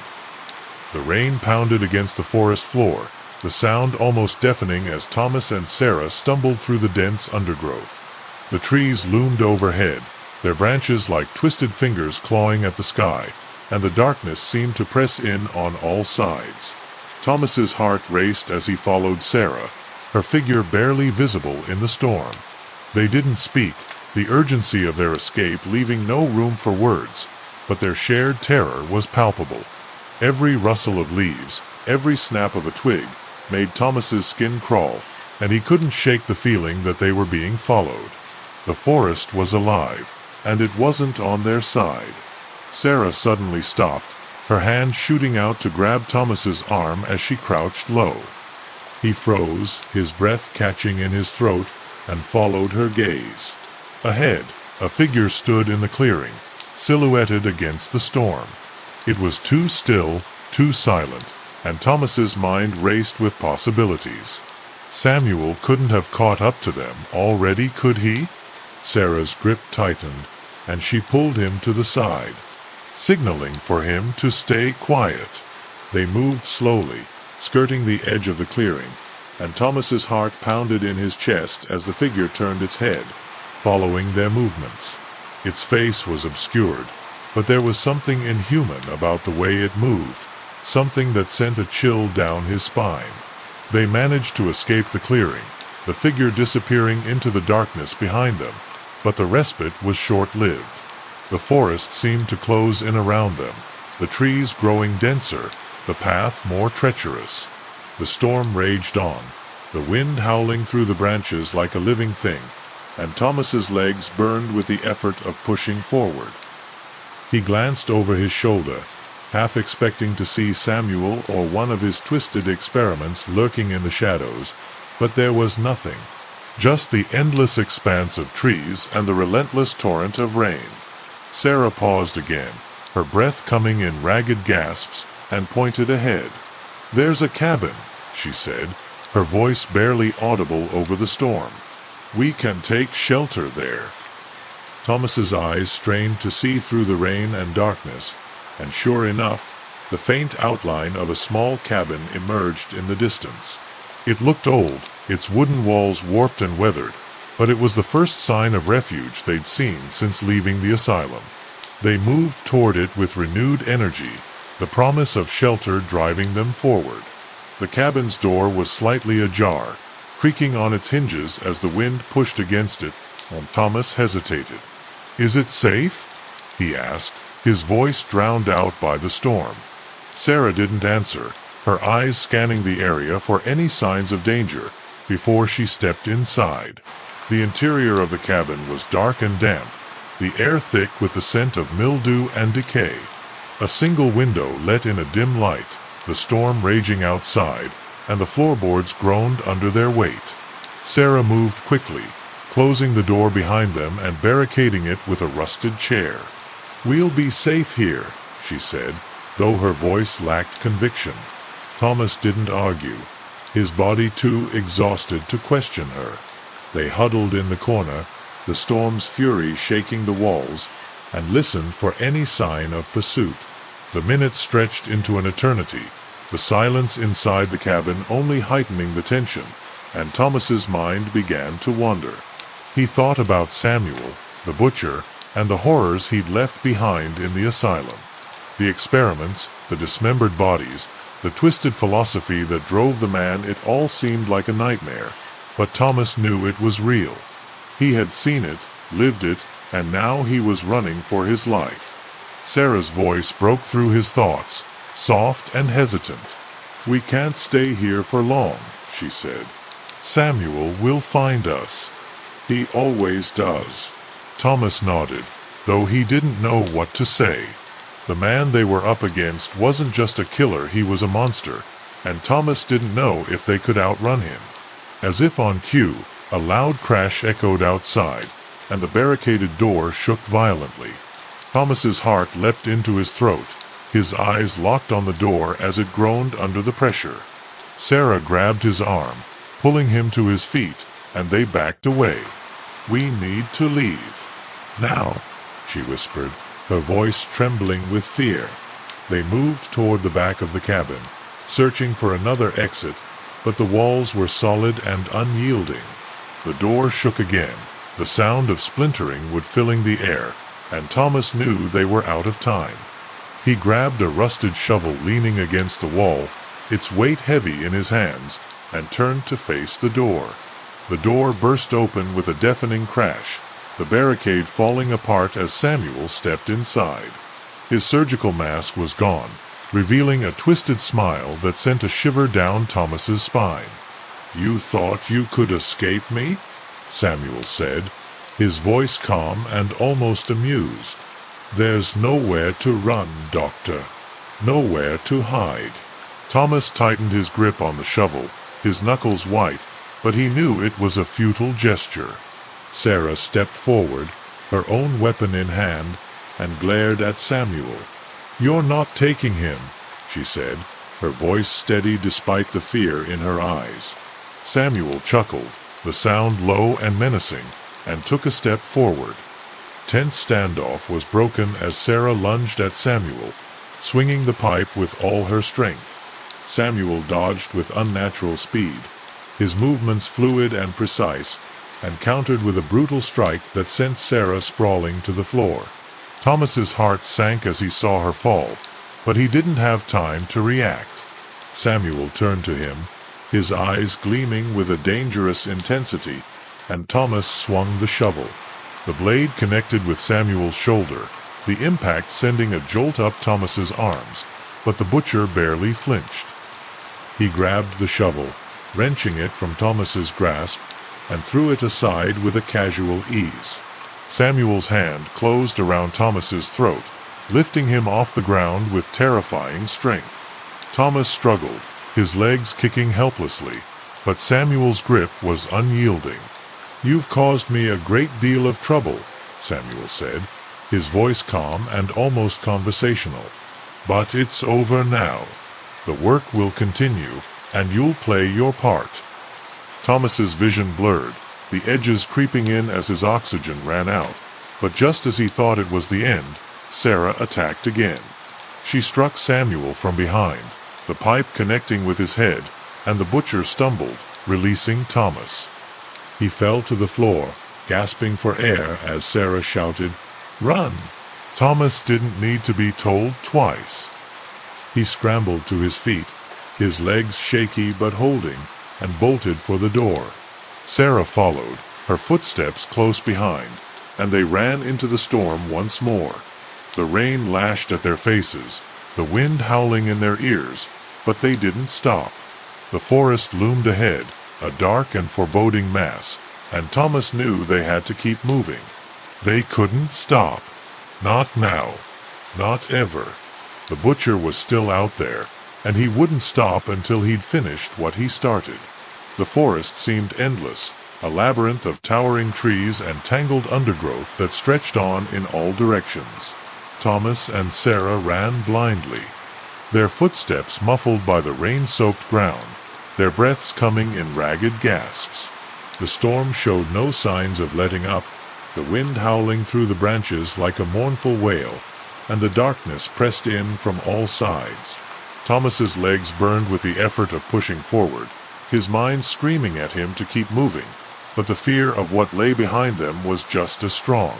Samuel couldn't be far, and Thomas knew he wouldn't stop until he'd caught them.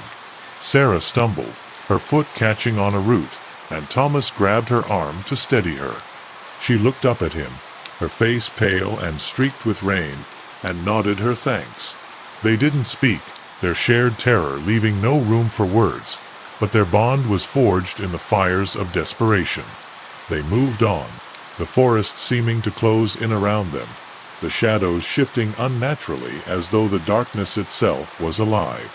Every rustle of leaves, every snap of a twig, made Thomas's heart race, and he couldn't shake the feeling that they were being watched. The forest was a place of nightmares, and it didn't want them to leave. They reached a small clearing, the rain falling in sheets, and Sarah paused to catch her breath. "We need to find help," she said, her voice trembling with exhaustion. "If we can just get to a town, a road, anything, we might have a chance." Thomas nodded, though he didn't know where they were or how far they'd have to go. The forest was a vast, unyielding expanse, and the chances of finding civilization seemed slim. But they had to try. They had no other choice. The sound of footsteps behind them made them freeze, the sound echoing through the silence, and Thomas's heart leapt into his throat. Samuel emerged from the trees, his tall frame silhouetted against the storm, his face twisted into a mask of rage. His clothes were soaked, his hair plastered to his forehead, but his eyes gleamed with a dangerous intensity. "You can't escape me," he said, his voice low and menacing. "The work must continue, and you, Doctor, are essential to its completion." Thomas's legs felt like lead, his mind screaming at him to run, but he couldn't move. Sarah stepped forward, her fists clenched, and glared at Samuel. "You're not taking him," she said, her voice steady despite the fear in her eyes. Samuel chuckled, the sound low and humorless, and took a step forward. The tension in the air was palpable, the storm raging around them as the three figures faced off. Sarah lunged at Samuel, her movements fueled by desperation, but the butcher was faster. He sidestepped her attack with ease, his movements fluid and precise, and countered with a brutal strike that sent her sprawling to the ground. Thomas's heart sank as he saw her fall, but he didn't have time to react. Samuel turned to him, his eyes gleaming with a dangerous intensity, and Thomas knew he had to fight. He grabbed a nearby branch, its weight heavy in his hands, and swung it with all his strength. The branch connected with Samuel's shoulder, the impact sending a jolt up Thomas's arms, but the butcher barely flinched. He grabbed the branch, wrenching it from Thomas's grasp, and threw it aside with a casual ease. His hand closed around Thomas's throat, lifting him off the ground with terrifying strength. Thomas struggled, his legs kicking helplessly, but Samuel's grip was unyielding. "You've caused me a great deal of trouble," Samuel said, his voice calm and almost conversational. "But it's over now. The work will continue, and you'll play your part." Thomas's vision blurred, the edges creeping in as his oxygen ran out, but just as he thought it was the end, Sarah attacked again. She struck Samuel from behind, the pipe connecting with his head, and the butcher stumbled, releasing Thomas. He fell to the ground, gasping for air as Sarah shouted, "Run! Thomas didn't need to be told twice. He scrambled to his feet, his legs shaky but holding, and bolted into the trees. Sarah followed, her footsteps close behind, and they ran through the forest with renewed urgency. The storm raged on, the rain lashing at their faces, but they didn't stop. They couldn't stop. Not now. Not ever. The butcher was still out there, and he wouldn't stop until he'd finished what he started. They ran until their legs gave out, collapsing against a large tree trunk in exhaustion. The forest around them was eerily silent, the storm having passed, but the darkness remained. Thomas's heart raced as he listened for any sign of pursuit, but there was nothing. Just the sound of their labored breaths and the rustling of leaves in the wind. Sarah leaned against the tree, her face pale and drawn, and looked at Thomas. "We can't keep running," she said, her voice trembling. "We need to fight back. We need to stop him." Thomas nodded, though he didn't know how. Samuel was stronger, faster, and far more dangerous. But they had to try. They moved on, the forest seeming to stretch endlessly before them, the shadows shifting unnaturally as though the darkness itself was alive. Every rustle of leaves, every snap of a twig, made Thomas's skin crawl, and he knew they weren't alone. The forest was alive, and it wasn't on their side. They reached another clearing, the moonlight casting an eerie glow on the ground, and Sarah paused to catch her breath. "We need a plan," she said, her voice steady despite the fear in her eyes. "We can't keep running. We need to take the fight to him." Thomas nodded, though he didn't know where to begin. Samuel was a monster, and they were just two exhausted people trying to survive. As if on cue, a low chuckle echoed through the clearing, and Samuel emerged from the trees. His eyes gleamed with a dangerous intensity, his movements slow and deliberate, and Thomas knew they were out of time. Sarah stepped forward, her fists clenched, and glared at Samuel. "This ends now," she said, her voice steady despite the fear in her eyes. Samuel chuckled, the sound low and menacing, and took a step forward. "You're right," he said. "It does." The storm began to pick up again, the wind howling through the trees, as the three figures faced off in the clearing. The tension was palpable, the air thick with the promise of violence, and Thomas knew this was it. The final showdown. Samuel lunged at them, his movements fast and precise, but Thomas and Sarah were ready. They fought back with everything they had, their movements fueled by desperation and fear. The storm raged around them, the rain lashing at their faces, but they didn't stop. They couldn't stop. Not now. Not ever. The butcher was stronger, faster, and far more dangerous, but they had something he didn't. They had each other. And that, Thomas realized, might just be enough. The rain fell in torrents, drenching the clearing as Thomas and Sarah faced off against Samuel. The butcher's movements were a blur, his strength and speed almost inhuman, but they didn't back down. Thomas swung a heavy branch, the wood connecting with Samuel's arm, but the man barely flinched. Sarah darted in, striking with a rusted pipe, but Samuel caught her wrist with ease, twisting it until she cried out in pain.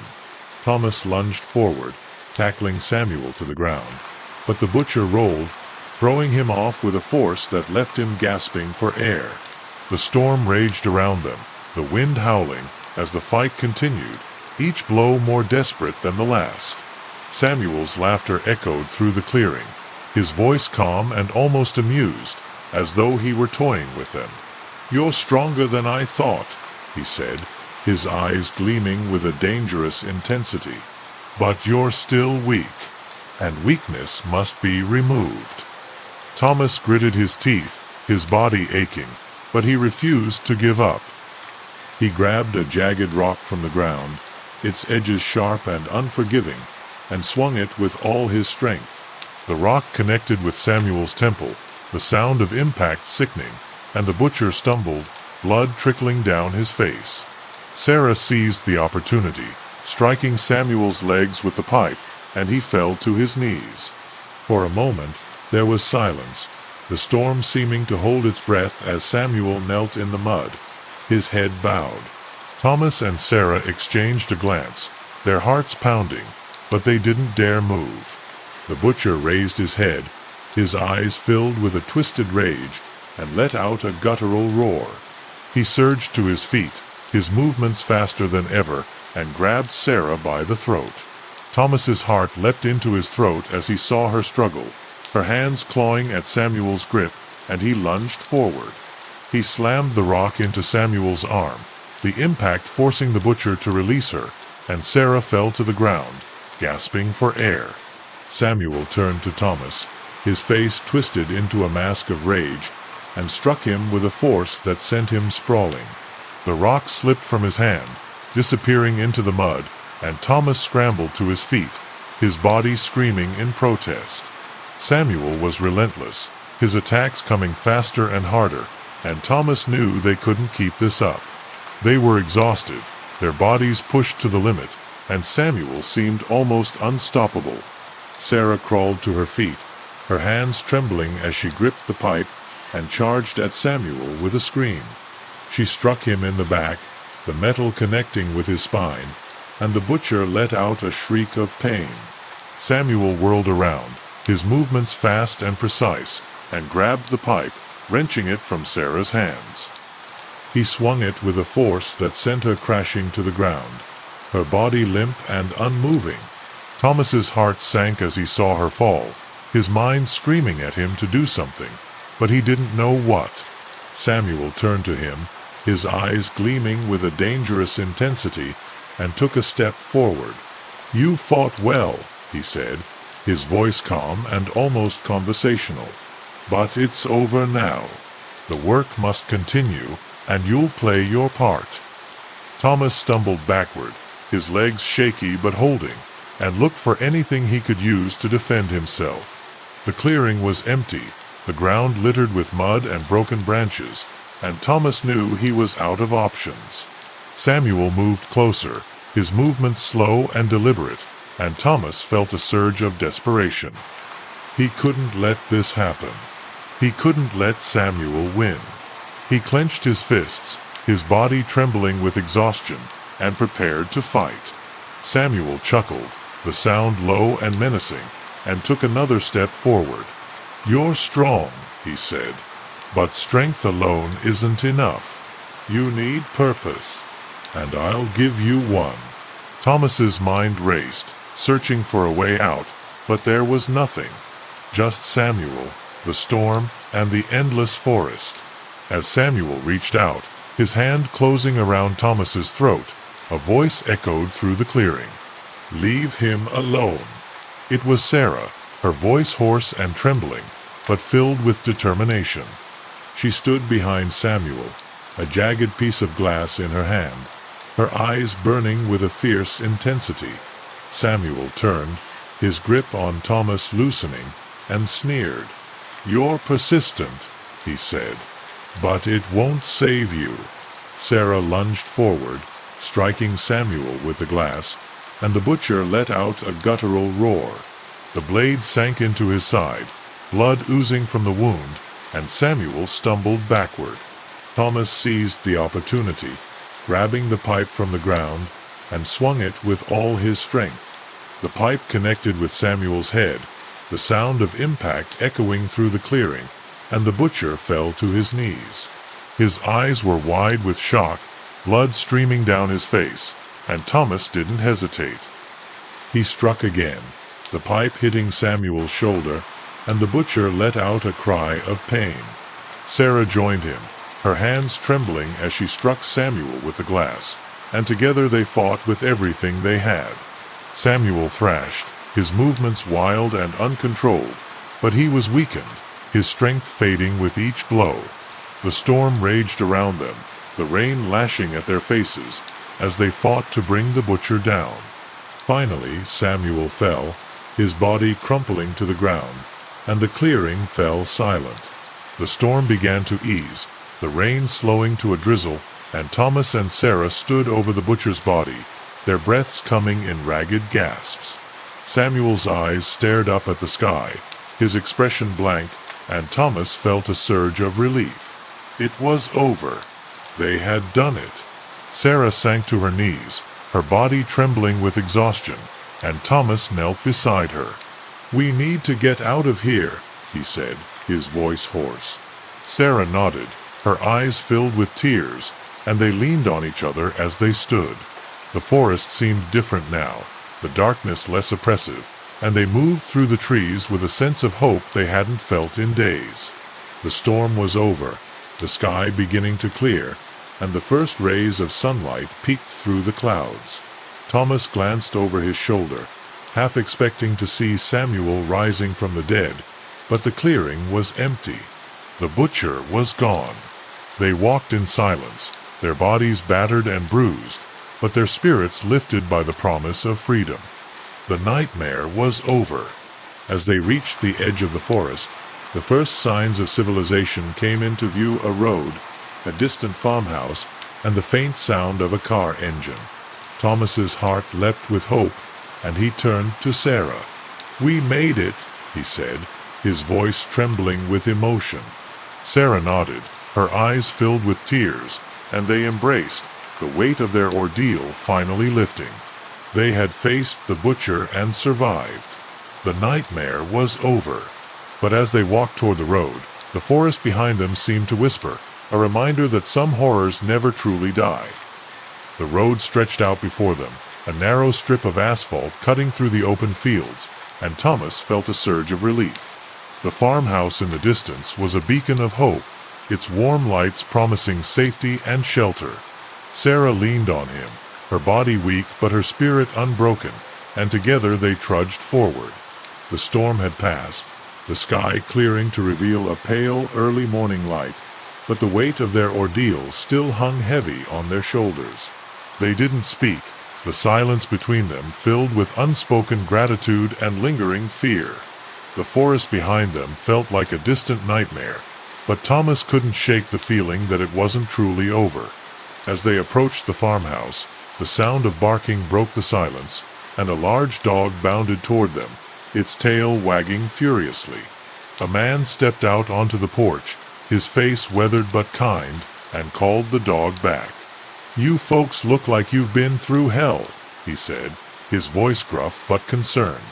Thomas nodded, his throat too dry to speak, and the man gestured for them to come inside. "Come on in, I'll get you some food and clean clothes." They followed him into the house, the warmth of the fire washing over them, and Thomas felt a wave of exhaustion crash over him. They were safe. For now. The farmer's wife ushered them to the kitchen, her hands warm and steady as she poured them tea and set out a plate of bread and cheese. Sarah sat at the table, her hands trembling as she reached for the food, and Thomas watched her with a mix of gratitude and guilt. They had survived, but at what cost?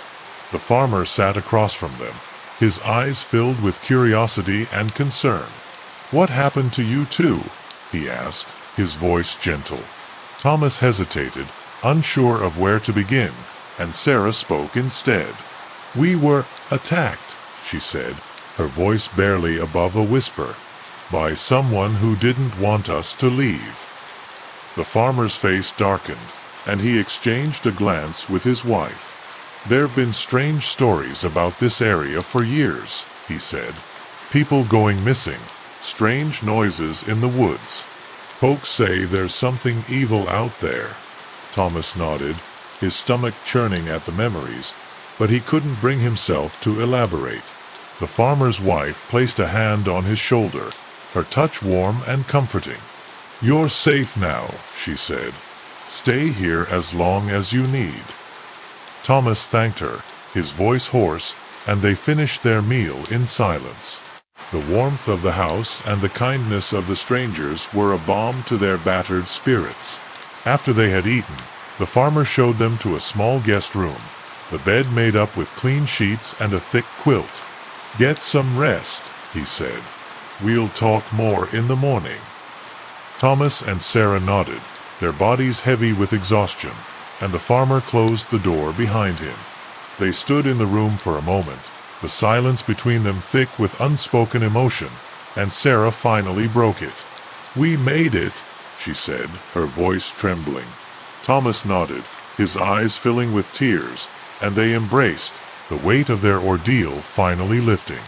They had survived. They were safe. The next morning, the sunlight streaming through the window woke Thomas, and he blinked against the brightness. Sarah was still asleep beside him, her face peaceful for the first time in days, and he felt a surge of gratitude. They had made it through the nightmare, and now they had a chance to rebuild. The farmer's wife knocked on the door, calling them to breakfast, and they joined the couple in the kitchen. The atmosphere was warm and welcoming, the smell of fresh eggs and bacon filling the air, and Thomas felt a sense of normalcy he hadn't known in weeks. They ate together, the farmer and his wife asking gentle questions, and Thomas and Sarah shared bits of their story. After breakfast, the farmer offered to drive them to the nearest town, where they could find a phone and call for help. Thomas accepted, his heart lifting at the thought of finally leaving this place behind. As they drove down the winding country road, the fields stretching out on either side, Thomas felt a sense of hope he hadn't known in days. The nightmare was over. They were free. But as the town came into view, a familiar unease settled in the pit of his stomach. The memory of Samuel's twisted smile haunted him, and he couldn't shake the feeling that the butcher wasn't truly gone. They arrived in the town, a small, quiet place with a few shops and a diner, and the farmer dropped them off at a payphone. Thomas thanked him, his voice filled with gratitude, and the man nodded. "Take care of yourselves," he said, "and don't come back to these parts. It's not safe."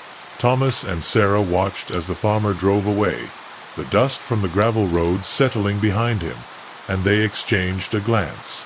They had survived, but the scars of their ordeal would never fully heal. They stepped into the diner, the bell above the door jingling, and ordered coffee. The familiar routine felt grounding, but Thomas couldn't shake the feeling that they weren't truly safe. As they sat in the diner, the hum of conversation around them, Sarah reached for Thomas's hand. "What now?" she asked, her voice quiet. Thomas hesitated, unsure of how to answer. They had no money, no plan, and no one to turn to. But they had each other, and that was enough. "We'll figure it out," he said, his voice steady. "We'll start over." Sarah nodded, her eyes filled with determination, and they sat in silence, the weight of their journey pressing down on them. The nightmare was over, but the road ahead was uncertain, and they knew they would face it together. The diner buzzed with the chatter of locals, the smell of coffee and greasy food filling the air as Thomas and Sarah sat in their booth. The warmth of the place was a stark contrast to the cold uncertainty they had faced for so long. Sarah sipped her coffee, her hands still trembling, and Thomas watched her with a mix of concern and relief. They had survived, but the memories of the forest and Samuel still haunted them. The bell above the door jingled as a group of teenagers entered, their laughter loud and carefree, and Thomas felt a pang of envy. Would they ever feel that sense of normalcy again? "We need to figure out our next move," Sarah said, her voice low. "We can't stay here forever." Thomas nodded, his mind racing. They had no money, no identification, and no one to turn to. The farmer had been kind, but they couldn't rely on strangers forever. "Maybe we can find work here," Thomas suggested, though he knew it was a long shot. The town was small, and opportunities would be scarce. Sarah shook her head. "We need to get out of here," she said. "This place, it's too close to the forest. I can't stop thinking about what happened." Thomas understood, but the thought of leaving without a plan filled him with unease. As they sat in silence, the waitress approached, refilling their coffee cups. "You folks from around here?" she asked, her tone friendly. Thomas hesitated, unsure of how to respond, and Sarah answered for them. "Just passing through," she said, her voice calm but guarded. The waitress nodded, her eyes lingering on Thomas's bruised face, but she didn't press further. "Well, if you need anything, just let me know," she said before moving on to another table. Thomas glanced at Sarah, her expression unreadable, and knew they couldn't stay here long. The town was too small, and their presence would raise questions they couldn't answer. They left the diner, the crisp morning air biting at their faces, and found a bench outside the general store. The town was waking up, the streets slowly filling with people, and Thomas felt a sense of anonymity that was both comforting and unsettling. "We need to get out of here," Sarah repeated, her voice firm. "But we can't just walk away. We need money, transportation, a plan." Thomas nodded, though he didn't know where to begin. The thought of returning to their old lives seemed impossible, but they couldn't stay here. "Maybe we can hitch a ride," he suggested. "Find someone heading to a bigger city." Sarah considered it, her brow furrowed in thought, and finally nodded. "It's risky," she said, "but we don't have many options." They spent the morning asking around, trying to find someone willing to give them a ride, but most people were wary.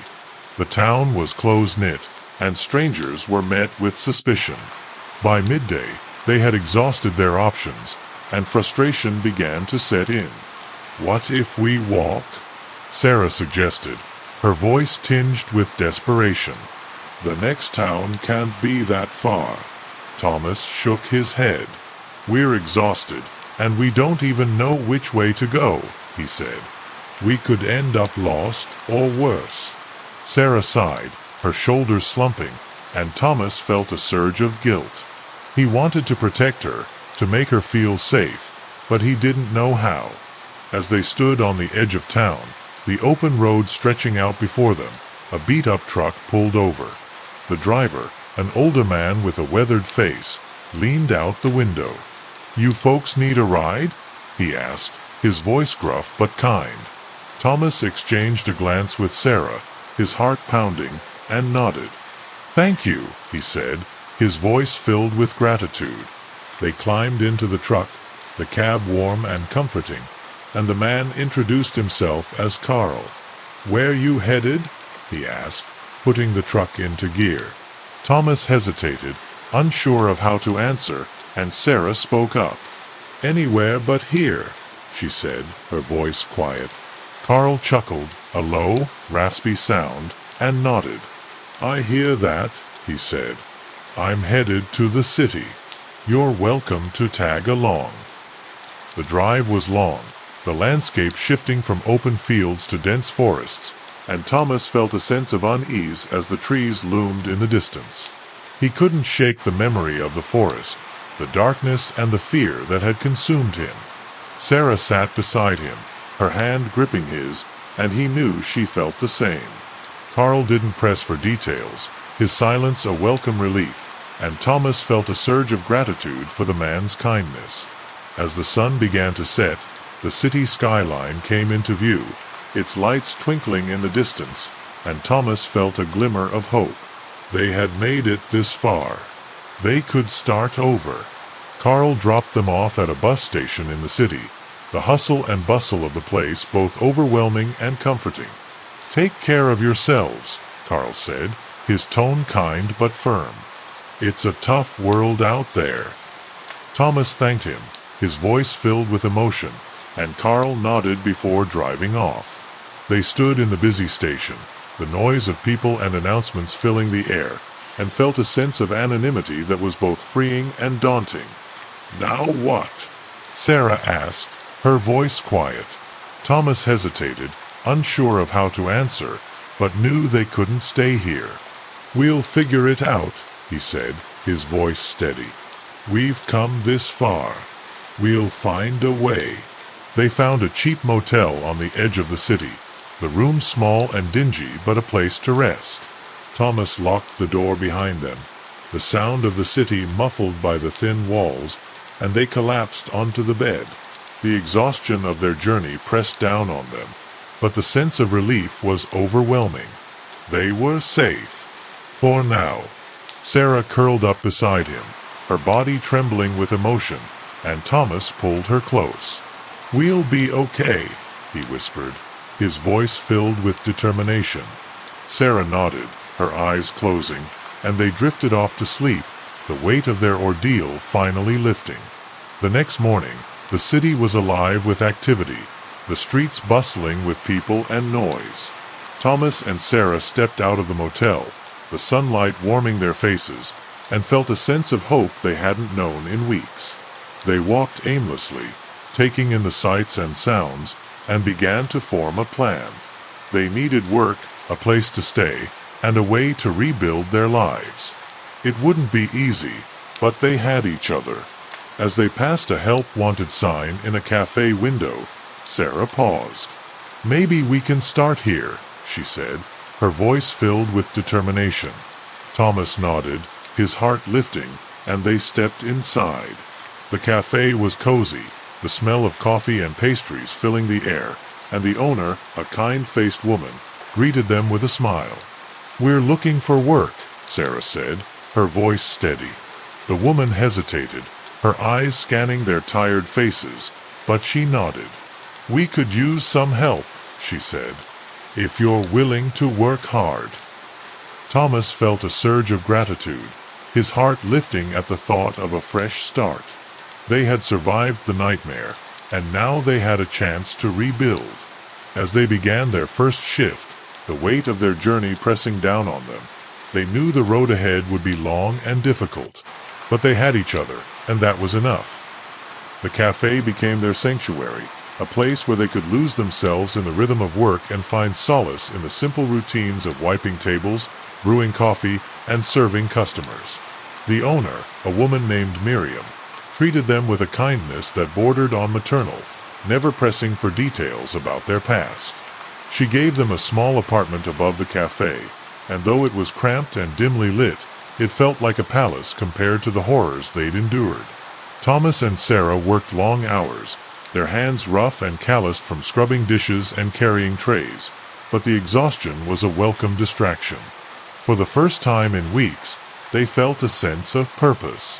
The city was vast and impersonal, its towering buildings and endless streets offering a shield of anonymity.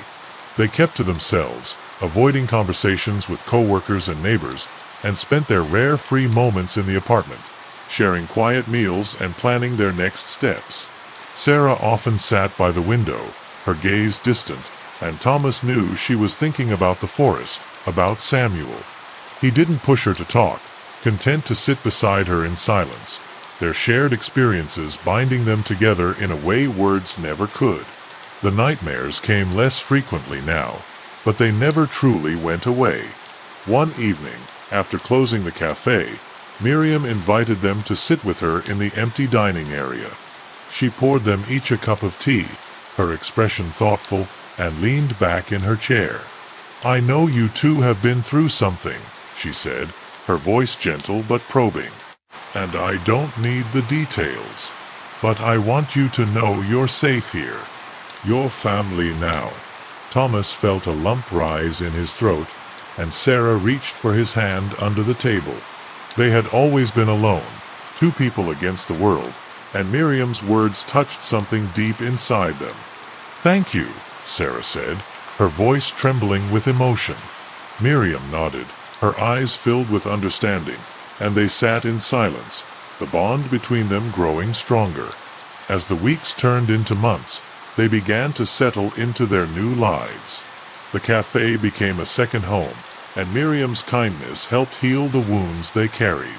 They started to open up, sharing stories with her and their co-workers, though the details of their ordeal remained shrouded in secrecy. The city began to feel less intimidating, its endless streets and towering buildings transforming from a maze into a place of opportunity. Thomas found himself smiling more, the weight of their past slowly lifting, and Sarah's laughter became a familiar sound in the cafe. They were starting to heal, but the memories of the forest and Samuel still lingered, a shadow they couldn't fully shake. One night, as they sat on the fire escape outside their apartment, the city lights twinkling below, Sarah turned to Thomas. "Do you think it's really over?" she asked, her voice quiet. Thomas hesitated, his gaze fixed on the horizon, and finally shook his head.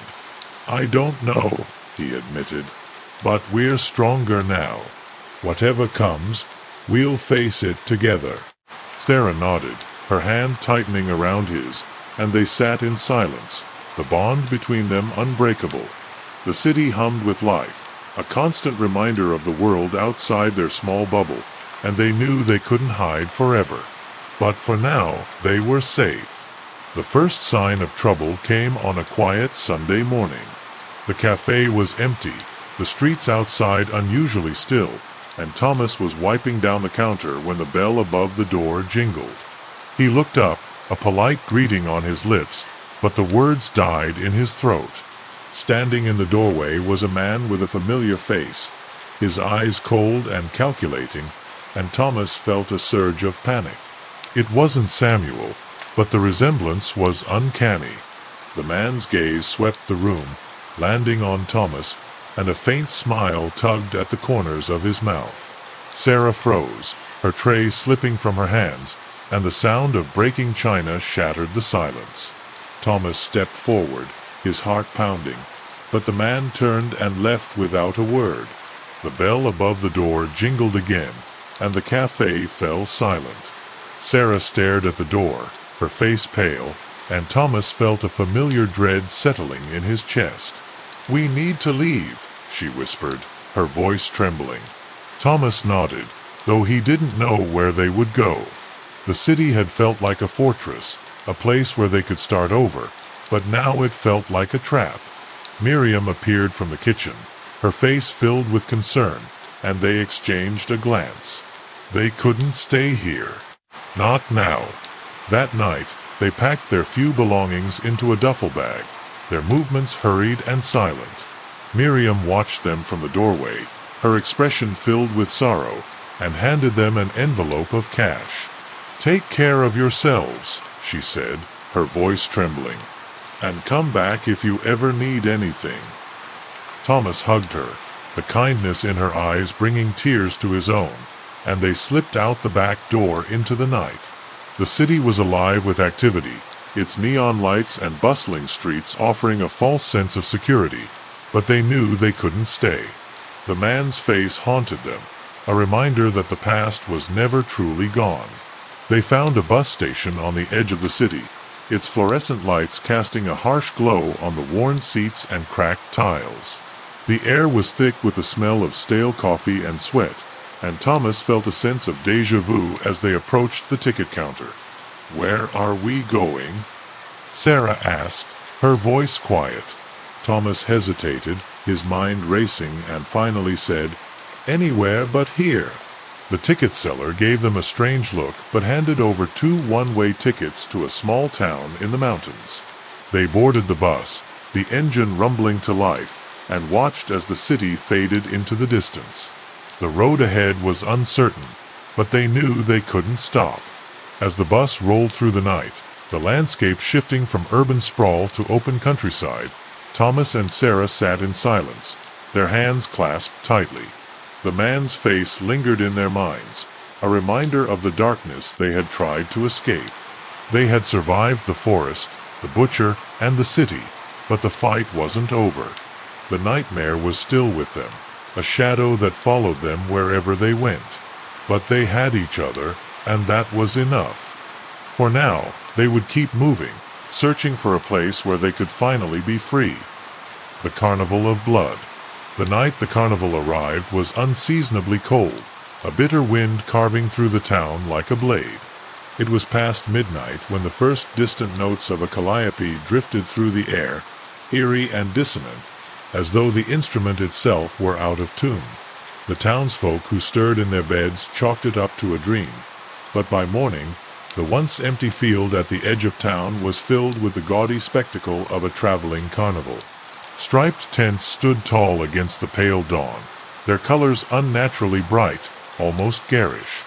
The Ferris wheel loomed like a skeletal hand clawing at the sky, its carriages swaying gently despite the absence of wind. A faint smell of burnt sugar and decay hung in the air, a cloying sweetness that made the stomach turn. Children were the first to notice, their laughter ringing out as they pointed at the colorful banners and flashing lights. By midday, the carnival was alive with activity, the air filled with the cacophony of screams from thrill-seekers and the tinny melodies of carnival music. Parents lingered at the edges, their unease growing as they watched their children disappear into the labyrinth of attractions. There was something off about the carnies, their smiles too wide, their movements too deliberate. They seemed to watch the crowd with an intensity that bordered on predatory, their eyes flickering with a hunger that made the skin crawl. The ringmaster, a tall, gaunt figure in a blood-red coat, stood atop a podium, his voice booming as he welcomed the town to the Carnival of Miracles. Ethan, Claire, Marcus, and Jenna had been friends since childhood, their bond forged through countless summers and shared adventures. They were among the first to visit the carnival, drawn by curiosity and the promise of something different in their otherwise quiet town. As they wandered the midway, the sense of unease grew, the vibrant lights and cheerful music doing little to mask the underlying wrongness. The games were rigged in ways that felt almost cruel, the prizes cheap and lifeless, their glassy eyes staring blankly at the winners. The food stands sold cotton candy and caramel apples, but the treats had an odd metallic aftertaste that lingered long after they were consumed. Even the rides, with their rusted frames and creaking gears, seemed to groan under the weight of their passengers.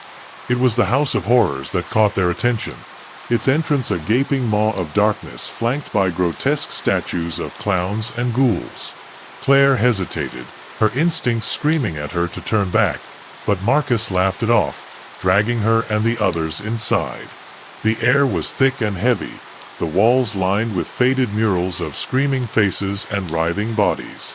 The animatronics were disturbingly lifelike, their eyes following the group as they passed, their mechanical laughter echoing through the narrow corridors.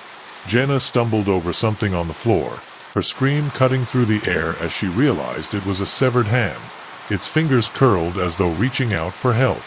Ethan pulled her to her feet, his hands shaking as he assured her it was just part of the attraction, but deep down, he knew it wasn't.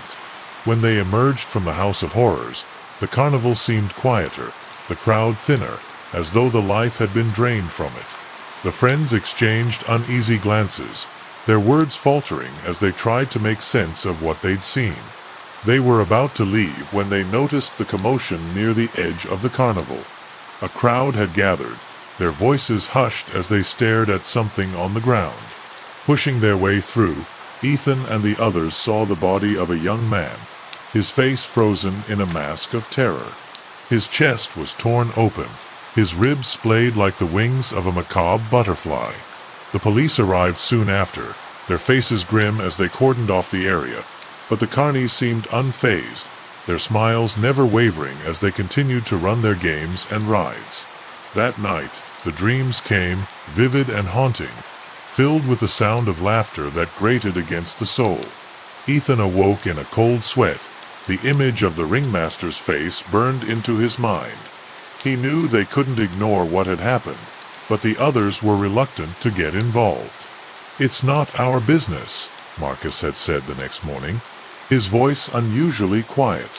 Claire disagreed. "Something's wrong with that place, and if we don't do something, more people are going to die."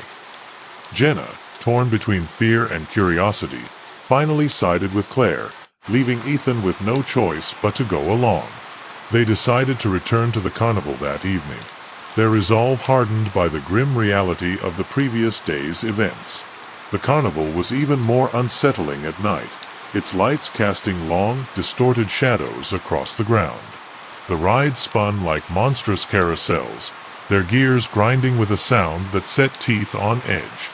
The friends moved cautiously, their eyes darting from shadow to shadow, half expecting something to leap out at them. They headed straight for the House of Horrors, its entrance now cloaked in an unnatural darkness that seemed to swallow the light.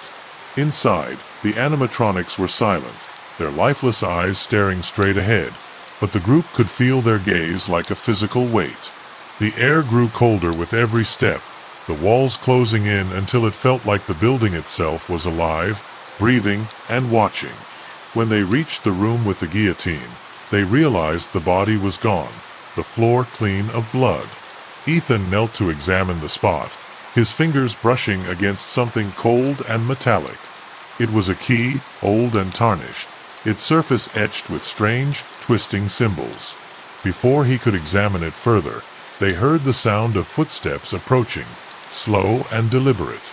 The group froze, their hearts pounding as the footsteps grew louder, accompanied by the faint hum of a haunting melody.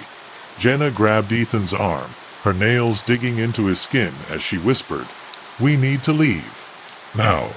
But as they turned to leave, they found the doorway blocked by a figure, the ringmaster, Lucian Voss, his smile widening as he stepped into the light. Lucian's presence was suffocating, his eyes gleaming with a predatory hunger that made the friends' blood run cold. "You shouldn't have come back," he said, his voice low and guttural, like the growl of a beast. Ethan stepped forward, his voice trembling as he demanded answers, but Lucian only laughed, the sound sending shivers down their spines. "You're meddling in things you don't understand," he said, his gaze flickering to the key in Ethan's hand. "But you'll learn soon enough. Everyone does." With a wave of his hand, the animatronics came to life, their movements jerky and unnatural as they surrounded the group. The friends backed away, their fear reaching a fever pitch as they realized the true horror of the carnival of blood. Claire screamed as one of the animatronics lunged at her, its hands clawing at the air. Ethan grabbed her arm and pulled her toward the door, the others following close behind. They ran through the House of Horrors, the walls closing in around them, the animatronics' laughter ringing in their ears. As they burst into the night, they stumbled into the midway, their breaths coming in ragged gasps. The carnival was eerily quiet, the rides motionless, the lights flickering like dying embers. They turned to look back at the House of Horrors, but it was gone, replaced by an empty void of darkness. The only sound was the faint hum of the calliope, its melody twisted and wrong, as though mocking their escape. As they stood there, trembling and disoriented, Ethan realized the key was still clutched in his hand. Its surface was warm now, the symbols glowing faintly in the dark. Claire grabbed his arm, her voice shaking as she said, "We need to get out of here." But Ethan knew it wasn't over. The carnival was still out there, and Lucian Voss was watching, waiting. The friends turned and ran, their footsteps echoing through the empty streets, the sound of the calliope fading into the distance. But even as they reached the safety of their homes, they knew the nightmare was far from over. The Carnival of Blood had come to town, and it wasn't leaving without a feast. The morning after the carnival's arrival, the town woke to a chilling headline in the local paper: "Local teen found dead near carnival." The details were sparse, but the gruesome description of the body sent a ripple of fear through the community. Ethan tried to shake the image from his mind as he met up with Claire, Marcus, and Jenna at the diner. Their usual banter was absent, replaced by a heavy silence as they picked at their food. Claire's hands trembled as she stirred her coffee, her voice barely above a whisper. "We need to talk about what happened last night," she said, her eyes darting to the others. "That man, Lucian, he wasn't human. And that carnival, it's not normal." Marcus scoffed, but even his usual bravado couldn't mask the fear in his eyes. "It's just a carnival," he said, though his voice lacked conviction. "Bad things happen everywhere. It doesn't mean it's some twisted horror show." Jenna shook her head, her fingers tapping nervously on the table. "You didn't see the body," she said, her voice breaking. "It wasn't just murder. It was like something out of a nightmare." Ethan nodded, his mind racing as he remembered the strange key they'd found in the House of Horrors. He pulled it out of his pocket, the metal cool against his skin. "This might be important," he said, holding it up. "We need to figure out what it opens." Their conversation was interrupted by the sound of sirens, the wail growing louder as police cars sped past the diner. The friends exchanged uneasy glances and rushed outside, joining the small crowd that had gathered near the carnival's entrance. A second body had been discovered, this time a young woman, her face frozen in a scream. Her arms were twisted behind her back, her body arranged in a grotesque tableau that mirrored one of the carnival's exhibits. The police were tight-lipped, but the whispers among the townsfolk were enough to paint a grim picture. The carnival was no longer just a source of unease, it was a death trap. The friends retreated to Ethan's house, their minds reeling from the latest discovery. Claire paced the room, her anxiety palpable as she spoke. "We can't just sit here and do nothing. We have to find out what's going on." Jenna agreed, her voice trembling as she added, "But how? We're not detectives. We're just kids." Ethan frowned, his gaze fixed on the key in his hands. "We might not know what we're doing, but we're the only ones who seem to realize something's wrong. If we don't stop this, more people are going to die." Marcus, who had been silent until now, finally spoke up. "Fine," he said, his voice heavy with reluctance. "But if we're doing this, we need a plan." That night, the group returned to the carnival, their fear overshadowed by a growing sense of determination. The midway was eerily quiet, the rides motionless, the lights dimmed to a faint glow. Their footsteps echoed in the silence as they made their way to the House of Horrors, the key clutched tightly in Ethan's hand. The entrance loomed before them, the darkness within seeming to pulse with a life of its own. Claire hesitated, her instincts screaming at her to turn back, but Ethan squeezed her hand. "We have to do this," he said, his voice firm, "for the people who've already died." Inside, the animatronics were silent, their lifeless eyes staring straight ahead. The group moved cautiously, their flashlights cutting through the oppressive darkness. The air was thick with the scent of mildew and something metallic, the walls closing in around them as they ventured deeper into the attraction. They reached the room with the guillotine, the floor still clean of blood, but the atmosphere was heavy with an unseen presence. Ethan held up the key, its surface glowing faintly in the dark. "There's got to be something here," he muttered, his eyes scanning the room for any sign of a lock. It was Jenna who found it, a small, almost imperceptible keyhole hidden in the base of the guillotine. The group gathered around, their breaths shallow as Ethan inserted the key and turned it. The sound of gears grinding echoed through the room, the floor shuddering beneath their feet as a hidden door swung open, revealing a narrow staircase leading down into darkness. The air that wafted up was cold and damp, carrying with it the faint scent of decay. Claire grabbed Ethan's arm, her voice trembling as she whispered, "We don't have to do this. We can still leave." But Ethan shook his head, his jaw set in determination. "We're already in too deep." They descended the staircase, the darkness closing in around them as they left the House of Horrors behind. The walls were damp and covered in strange, twisting symbols that seemed to shimmer in the light of their flashlights. The air grew colder with every step, the silence broken only by the sound of their breathing and the occasional drip of water echoing in the distance. The staircase seemed to go on forever, twisting and turning as though leading them deeper into the bowels of the earth. Finally, they reached the bottom, the room opening up into a vast, cavernous space filled with relics of Lucian's past. The walls were lined with shelves, each one filled with glass jars containing preserved body parts, hands, eyes, even hearts suspended in a murky liquid. In the center of the room stood a large, ornate mirror, its surface cracked and fogged with age. Jenna gagged at the sight, her hand flying to her mouth as she turned away. This can't be real," she whispered, her voice barely audible. Claire's flashlight caught something on the far wall, a collection of photographs, each one showing Lucian with a different group of people. The faces were familiar. They were the victims from the carnival, their expressions frozen in terror as they stared into the camera. Before they could process what they were seeing, they heard the sound of footsteps approaching, slow and deliberate. The group froze, their hearts pounding as the footsteps grew louder, accompanied by the faint hum of a haunting melody. Ethan turned to the others, his voice a low whisper. "We need to hide now." They scattered, diving behind shelves and crouching in the shadows as the footsteps drew closer.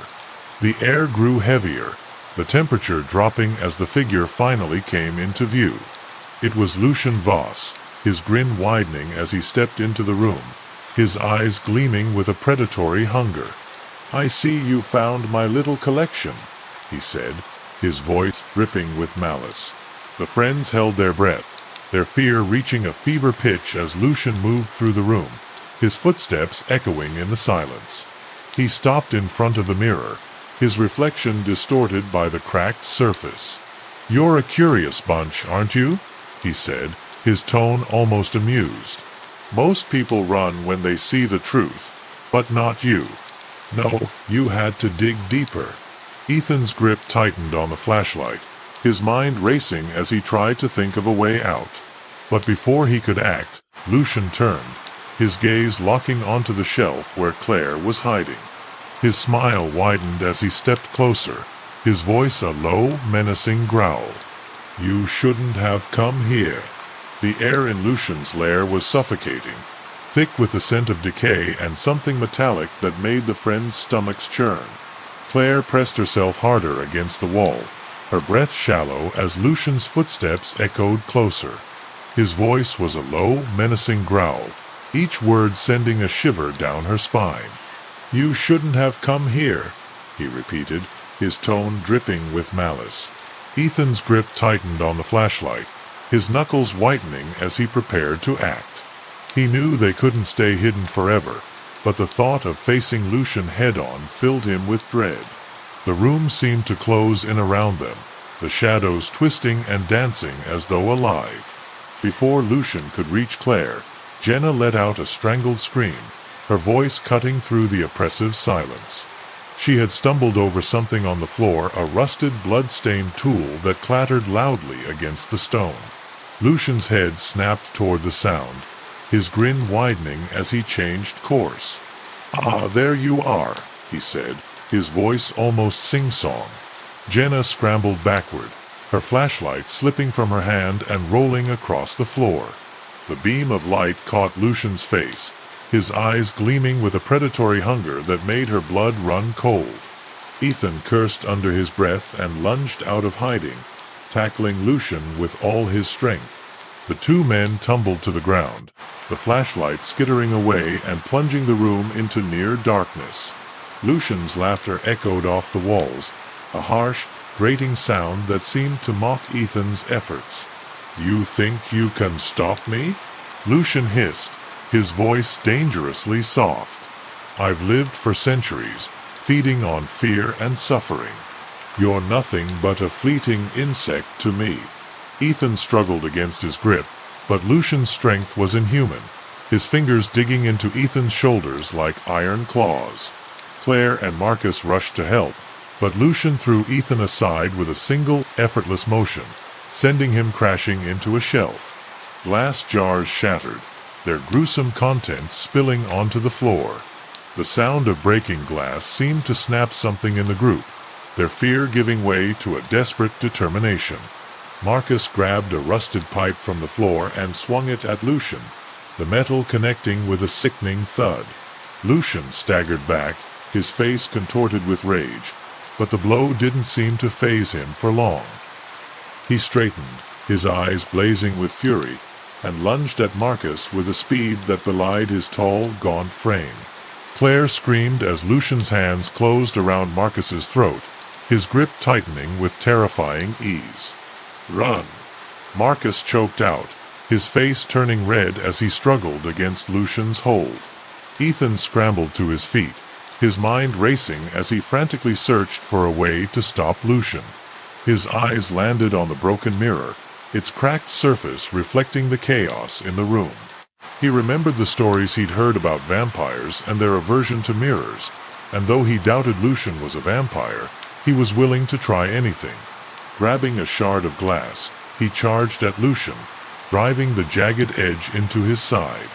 Lucian let out a roar of pain, releasing Marcus as he turned to face Ethan. His eyes burned with a feral intensity, his smile twisted into a snarl. "You'll regret that," he hissed, his voice trembling with rage. Claire and Jenna helped Marcus to his feet, his breathing ragged but steady. The group backed away, their eyes darting between Lucian and the staircase that led back to the House of Horrors. Ethan held the shard of glass like a weapon, his hands trembling as he faced Lucian. "We're not afraid of you," he said, though his voice betrayed his fear. Lucian's laughter filled the room, the sound echoing off the walls like a death knell. "You should be," he said, his tone chillingly calm. "You've seen what I can do, and yet you persist. Your suffering will be exquisite." The group turned and ran, their footsteps echoing through the cavernous room as they made for the staircase. Lucian didn't follow immediately, his laughter ringing in their ears as they climbed the narrow stairs. The House of Horrors was as they'd left it, the animatronics silent and lifeless, but the air was heavy with an unseen presence. They burst into the midway, the cold night air a welcome relief after the suffocating darkness of Lucian's lair. But their relief was short-lived. The carnival was eerily quiet, the rides motionless, the lights flickering like dying embers. The sense of unease returned, stronger than before. They ran for the exit, their breaths coming in ragged gasps, but the carnival seemed to shift around them, the pathways twisting and turning in on themselves. The exit was nowhere to be found, the landmarks they'd used to navigate now gone or moved. Claire stumbled, her voice shaking as she said, This isn't possible. We're going in circles." Ethan grabbed her arm, his face pale but determined. "We can't stop," he said, his voice firm. "We have to keep moving." But even as they ran, they could feel the carnival closing in around them, its malevolent presence pressing down on them like a physical weight. The sound of a calliope suddenly filled the air, its melody twisted and dissonant, as though mocking their efforts to escape. The group turned toward the sound, their hearts pounding as they saw Lucian standing in the distance, his red coat a splash of color against the dark backdrop of the carnival. His grin was wider than ever, his eyes gleaming with a predatory hunger. "You can't escape," he said, his voice carrying on the wind like a death sentence. "The carnival is my domain, and no one leaves alive." The friends exchanged terrified glances, their fear reaching a fever pitch as they realized the true horror of their situation. They didn't notice the figure standing in the shadows until it was too late. A hand clamped down on Marcus's shoulder, pulling him into the darkness with a force that left no room for struggle. His scream was cut off abruptly, the sound sending a jolt of terror through the group. "Marcus!" Jenna shouted, her voice breaking as she turned toward the shadows. But he was gone, the darkness swallowing him whole. Ethan grabbed her arm, his grip firm as he pulled her away. "We can't stop," he said, his voice trembling. "We have to keep moving." The calliope grew louder, the melody twisting and warping as though the carnival itself were alive. They ran blindly, their fear driving them forward, but the exit was nowhere to be found. The carnival seemed to stretch on endlessly, its attractions growing more grotesque and twisted the further they went. Finally, they reached the edge of the carnival, the fence looming before them like a barrier to freedom. Ethan pushed Claire and Jenna toward it, his voice urgent. "Climb over it now." They didn't hesitate, their fear giving them the strength to scale the fence and drop to the other side. Ethan followed, his heart pounding as he landed on the ground. They didn't stop running until they were well away from the carnival, their breaths coming in ragged gasps as they collapsed on the side of the road. The night was quiet, the air cold and still, but the sense of unease lingered. Claire turned to Ethan, her face pale and her eyes wide with fear. "What about Marcus?" she whispered, her voice trembling. Ethan shook his head, his face grim. "I don't know," he said, his voice barely audible. "But we can't go back. Not yet." The group sat in silence, the weight of their ordeal pressing down on them like a heavy blanket. The carnival was still out there, and they knew it wasn't done with them yet. The morning after their escape, the group huddled together in Ethan's living room, the silence heavy with unspoken fears. Marcus's absence was a gaping wound, his empty chair a stark reminder of the danger they'd faced. Claire stared at her hands, her mind replaying the horrors they'd witnessed in the carnival. Jenna sat cross-legged on the floor, her arms wrapped around herself as though trying to hold together the pieces of her shattered courage.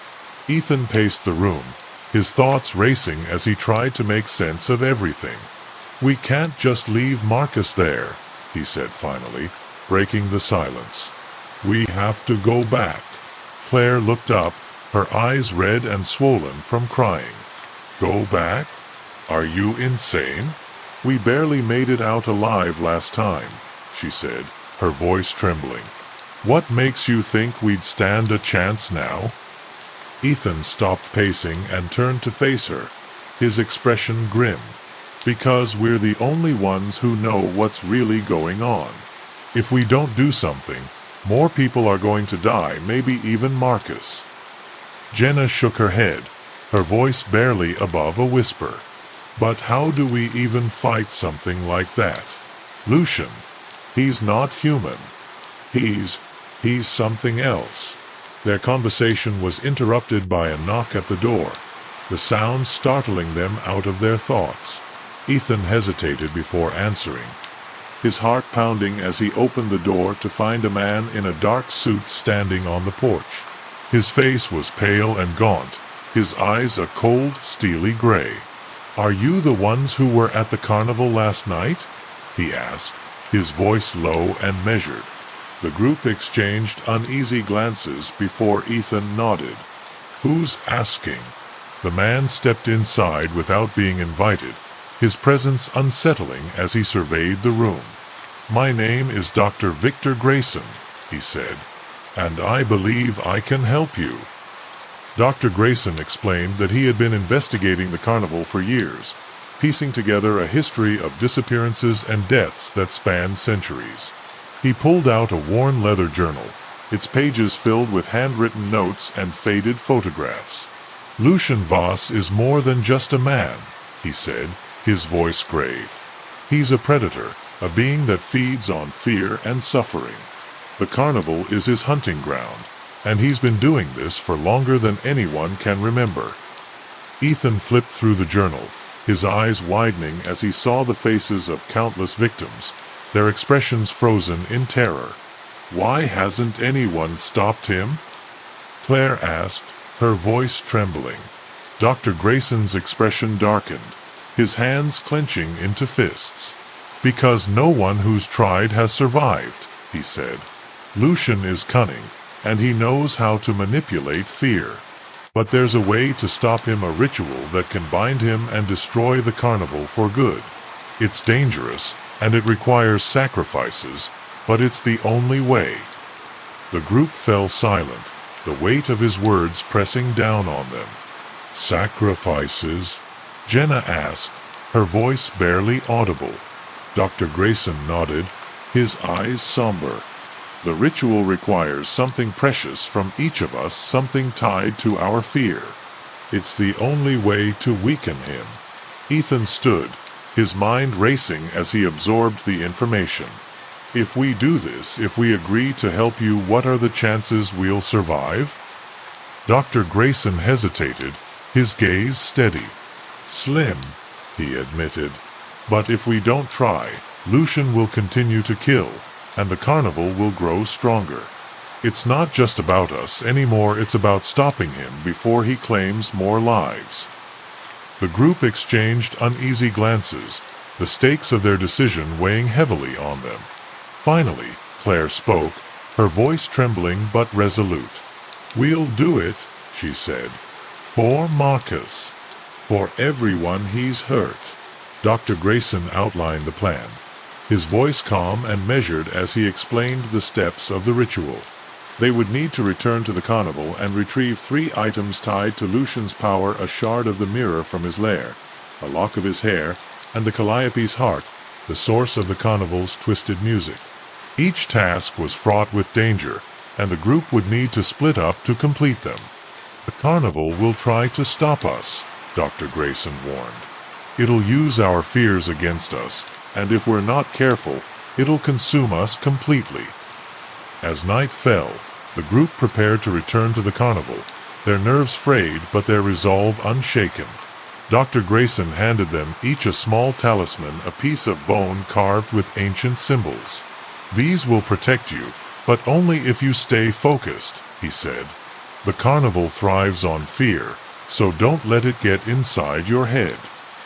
Ethan clenched the talisman in his hand, his heart pounding as they approached the carnival's entrance. The lights flickered like dying stars, the air thick with the scent of burnt sugar and decay. The House of Horrors loomed in the distance, its entrance a gaping maw of darkness. They split up as planned, Ethan and Claire heading for the House of Horrors, while Jenna and Dr. Grayson made their way to the Calliope.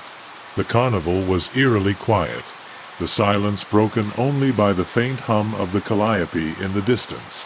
Ethan and Claire moved cautiously, their flashlights cutting through the oppressive darkness. The animatronics were silent, their lifeless eyes staring into the void, but the air was heavy with an unseen presence. They reached the guillotine room, the hidden door still open from their previous visit. "Let's make this quick," Ethan whispered, his voice trembling. Descending the staircase, they felt the cold, damp air of Lucian's lair envelop them. The shattered mirror still hung on the wall, its cracked surface reflecting the dim light of their flashlights. Ethan approached it cautiously, his heart pounding as he remembered the last time they'd been here. "We just need a shard," he said, his voice barely audible. But as he reached for the mirror, the air grew heavier, the shadows twisting and dancing as though alive. A voice echoed in the darkness, low and menacing. "You should have stayed away," Lucian said, his voice dripping with malice. Ethan turned, his blood running cold as Lucian stepped into the light. Lucian stepped into the dim light of the lair, his figure towering and gaunt, his eyes gleaming with a predatory hunger that sent chills down Ethan's spine. The air grew heavier, the shadows around them twisting and writhing as though alive. Claire instinctively backed away, her flashlight trembling in her hand as she gripped Ethan's arm. "What do we do?" she whispered, her voice shaking. Ethan's mind raced, his eyes darting to the shattered mirror and back to Lucian, who stood between them and the staircase. "We don't have a choice," he said, his voice low but firm. "We need that shard." Lucian's laugh echoed through the room, a harsh, grating sound that made the walls seem to close in. "You really think you can stop me?" he said, his tone mocking. "You're just children playing a game you don't understand." Ethan took a step forward, his hand tightening around the flashlight as he tried to steady his nerves. "We understand enough," he said, his voice trembling despite his attempt to sound brave. "You're not going to hurt anyone else." Lucian's grin widened, his teeth gleaming in the dim light. "Bold words," he said, "but let's see if you can back them up." Before Ethan could react, Lucian lunged forward, his movements unnaturally fast. Claire screamed as he grabbed Ethan's arm, his grip like iron, but Ethan swung the flashlight with all his strength, the metal connecting with Lucian's temple.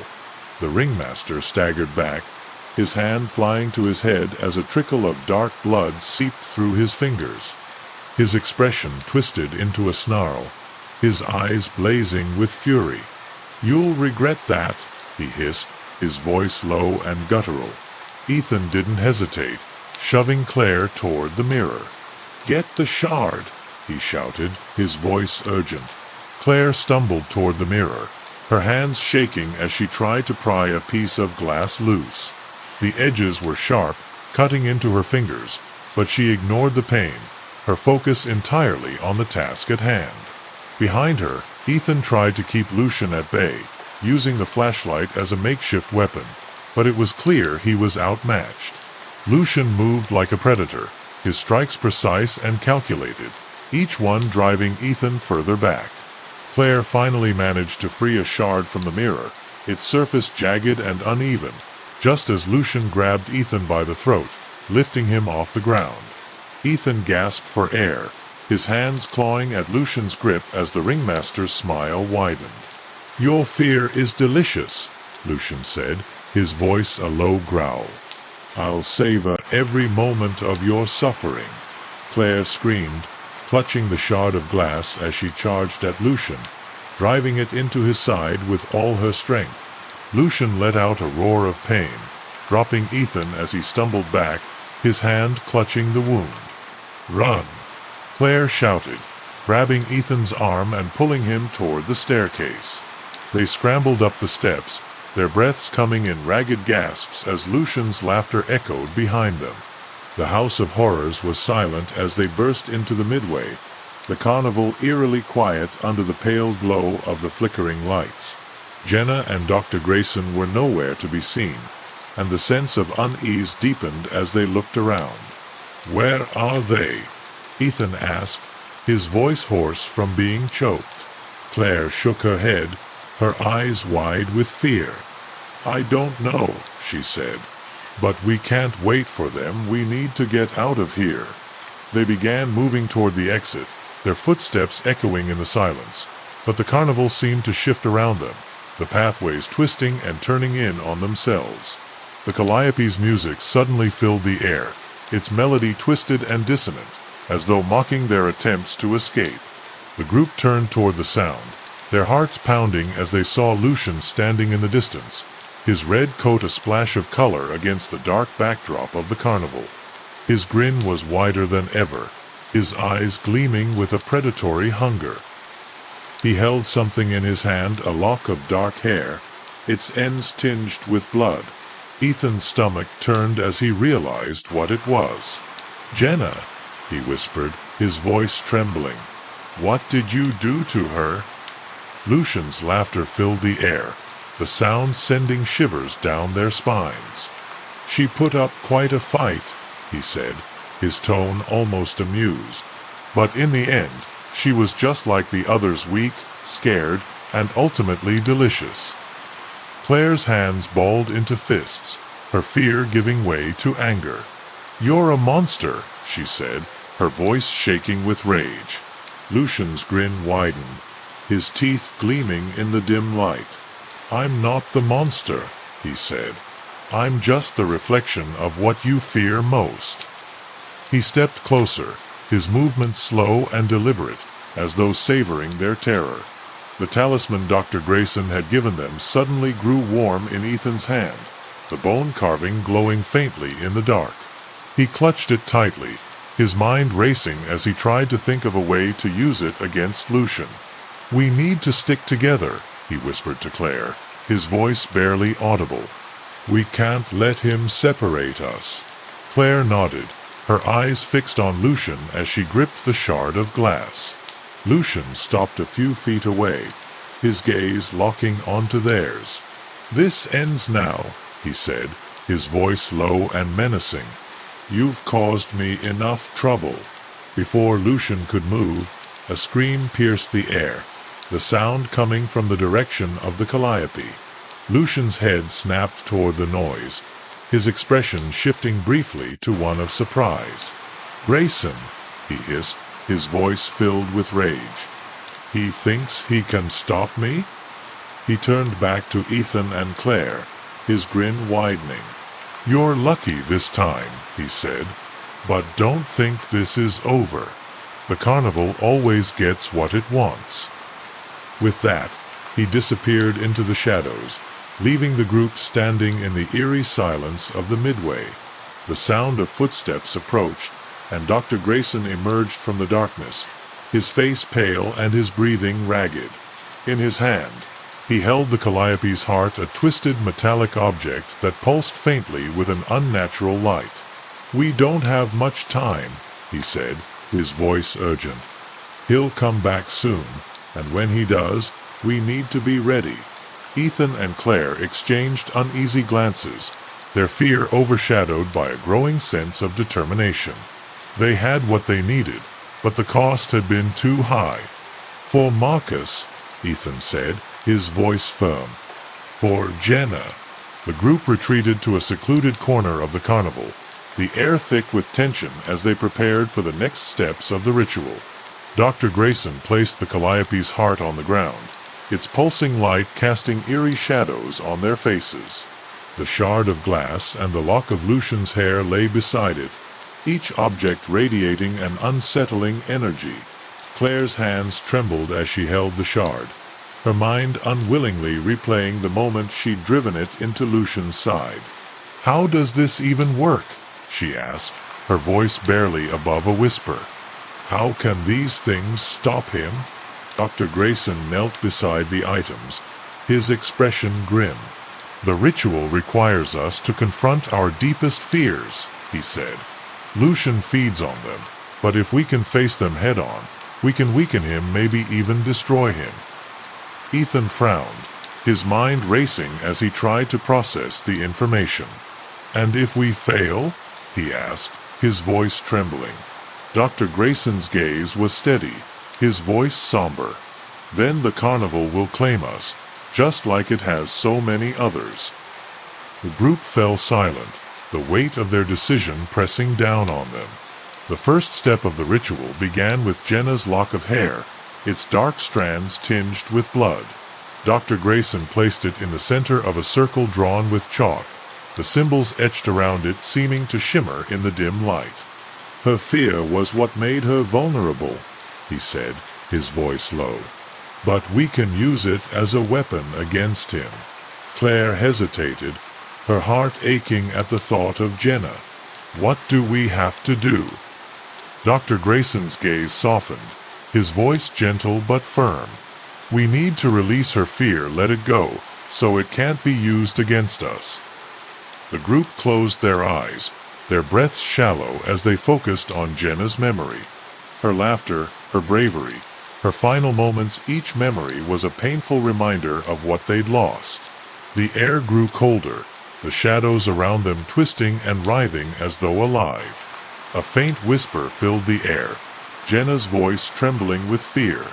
"I'm sorry," it said, the words sending shivers down their spines. Dr. Grayson's voice cut through the darkness, calm and steady. "Let it go," he said. "She's free now. Her fear can't hurt her anymore." The lock of hair disintegrated into ash, the circle of symbols glowing faintly before fading back into darkness. The group opened their eyes, their breaths shaky but their resolve stronger. "One down," Ethan said, his voice trembling. "Two to go." The next step was the shard of glass, its jagged edges still stained with Lucian's blood. Dr. Grayson placed it in the center of another circle, the symbols twisting and writhing as though alive. "This one will be harder," he warned. "It's tied to Lucian directly, and he'll fight back." The air grew heavier, the shadows shifting and coalescing into shapes that made Claire's heart pound. Lucian's voice echoed in the darkness, low and menacing. "You think you can defeat me?" he said, his tone mocking. "I've lived for centuries, feeding on fear and suffering. You're nothing but a fleeting insect to me." Ethan clenched his fists, his voice trembling but resolute. "We're not afraid of you," he said, though his words were almost drowned out by the sound of his own heartbeat. The group focused on the shard, their fear overshadowed by a growing determination. The shard began to glow, the light growing brighter as the ritual progressed. Lucian's laughter filled the air, the sound grating and unnatural, but the group held firm. The circle of symbols flared with light, the shard vibrating violently before shattering into dust. The shadows receded, the air growing lighter as though a weight had been lifted. Dr. Grayson let out a shaky breath, his face pale but determined. "Two down," he said. "One to go." The final step was the calliope's heart, its twisted surface pulsing faintly with an unnatural light. As Dr. Grayson placed it in the center of the final circle, the air grew cold and still, the silence oppressive. The calliope's melody began to play, its tune twisted and dissonant, as though mocking their efforts. The group closed their eyes, their breaths shallow as they focused on their task. The calliope's heart pulsed faster, the light growing brighter with each passing moment. Shadows twisted and writhed around them, the carnival seeming to come alive in response to the ritual. Lucian's voice echoed in the darkness, low and menacing. "You can't escape," he said. "The carnival always wins." The group held firm, their fear overshadowed by a growing sense of determination. The circle of symbols flared with light, the calliope's heart vibrating violently before shattering into dust. The shadows receded, the air growing lighter as though the carnival itself had been wounded. Dr. Grayson let out a shaky breath, his face pale but relieved. "It's done," he said, his voice trembling. "The ritual is complete." The group exchanged uneasy glances, their fear overshadowed by a growing sense of hope. For the first time since the carnival had arrived, they dared to believe they might have a chance. But their relief was short-lived. The air grew colder, the shadows twisting and coalescing into a familiar figure. Lucian stepped into the light, his grin wider than ever, his eyes gleaming with a predatory hunger. "Did you really think it would be that easy?" he said, his voice dripping with malice. The group froze, their hearts pounding as Lucian stepped closer, his movements slow and deliberate. "The carnival doesn't let go that easily," he said. "And neither do I." Dr. Grayson's expression darkened, his voice trembling but firm. "Run," he said. "I'll hold him off." Before anyone could move, Lucian lunged forward, his movements unnaturally fast. Dr. Grayson met him head-on, his talisman glowing faintly as he fought to keep Lucian at bay. The group hesitated, their fear overshadowed by a growing sense of guilt. "We can't leave him," Claire said, her voice trembling. "We can't just run." Ethan grabbed her arm, his voice urgent. "We don't have a choice," he said. "We need to go now." As they turned to run, a scream echoed behind them, the sound sending shivers down their spines. They didn't look back, they couldn't. The carnival seemed to shift around them, the pathways twisting and turning in on themselves as they ran blindly into the night. The exit was nowhere to be found, the landmarks they'd used to navigate now gone or moved. The air grew heavier, the shadows twisting and writhing as though the carnival itself were alive.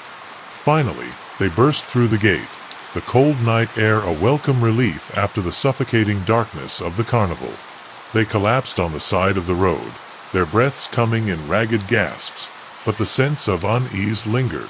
The carnival was still out there, and they knew it wasn't done with them yet. The group sat in silence on the side of the road, the cold night air biting at their skin as they tried to process what had just happened. Claire wrapped her arms around herself, her body trembling from both the chill and the lingering fear. Ethan stared at the ground, his mind racing as he replayed the events in his head. "We left him," he said finally, his voice hollow. "We left Dr. Grayson there." Claire's eyes filled with tears, her guilt overwhelming as she thought of the man who had risked everything to help them. "We didn't have a choice," she said, though the words sounded hollow even to her. The sound of distant footsteps made them freeze, their hearts pounding as they turned toward the noise. A figure emerged from the darkness, its silhouette familiar yet unsettling. They tensed, ready to run, but as the figure stepped into the dim light of the moon, they recognized Dr. Grayson. His suit was torn and bloodied, his face pale and gaunt, but he was alive. "You made it," he said, his voice trembling with exhaustion. The group rushed to his side, their relief overshadowed by a growing sense of unease. "How did you get away?" Ethan asked, his voice hesitant. Dr. Grayson shook his head, his expression grim. "It doesn't matter," he said. "What matters is that we're all here now." He paused, his gaze shifting to the carnival in the distance, its lights flickering like dying embers. "But we're not done yet," he said, his voice low and measured. "The ritual weakened Lucian, but it didn't destroy him. If we don't finish this now, the carnival will only grow stronger." Claire's heart sank at his words, her fear returning in full force. "What do we have to do?" she asked, her voice trembling. Dr. Grayson pulled out his journal, its pages filled with notes and sketches that seemed to come alive in the dim light.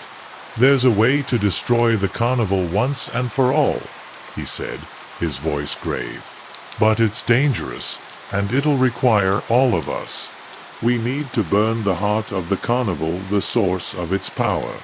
Ethan frowned, his mind racing as he tried to process the information. "The heart of the carnival?" he asked. "What does that even mean?" Dr. Grayson's gaze was steady, his voice somber. "The heart is the center of everything. It's what gives Lucian his power." The group fell silent, the weight of his words pressing down on them. "Where is it?" Claire asked, her voice barely above a whisper.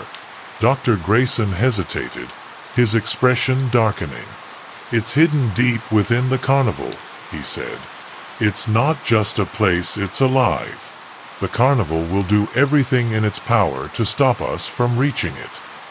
Ethan clenched his fists, his fear overshadowed by a growing sense of determination. "Then we'll just have to be faster," he said, his voice firm. "We can't let it win." The sound of a car engine interrupted their conversation, the headlights cutting through the darkness as a police cruiser pulled up beside them. The officer stepped out, his flashlight sweeping over the group as he approached. "You kids shouldn't be out here this late," he said, his tone stern but not unkind. "Is everything okay?" The group exchanged uneasy glances, their fear overshadowed by a growing sense of urgency. "We're fine," Ethan said quickly, his voice trembling. "We were just leaving." The officer nodded, his gaze lingering on Dr. Grayson for a moment before he returned to his car. As the cruiser drove away, Dr. Grayson turned to the group, his expression grim. "We need to go back," he said, his voice low and urgent. "Now, before the carnival has a chance to recover." The group hesitated, their fear returning in full force at the thought of returning to that place. "What if we don't make it?" Claire asked, her voice trembling. Dr. Grayson's gaze was steady, his voice firm. "If we don't try, more people will die," he said. "And the carnival will only grow stronger. We don't have a choice." The group reluctantly agreed, their fear overshadowed by a growing sense of determination. They made their way back to the carnival, the flickering lights seeming to mock their efforts as they approached the entrance. The air grew heavier, the sense of unease deepening with each step. The midway was eerily quiet, the rides motionless and the attractions lifeless, but the sense of being watched was overwhelming. "Stay close," Dr. Grayson warned, his voice low. "The carnival will try to separate us." They moved cautiously through the midway, their flashlights cutting through the oppressive darkness. The heart of the carnival was hidden deep within its twisted labyrinth, and they knew it wouldn't be easy to find. The sound of a calliope suddenly filled the air, its melody twisted and dissonant, as though mocking their efforts. The group froze, their hearts pounding as they turned toward the sound. Lucian stood in the distance, his red coat a splash of color against the dark backdrop of the carnival. His grin was wider than ever, his eyes gleaming with a predatory hunger.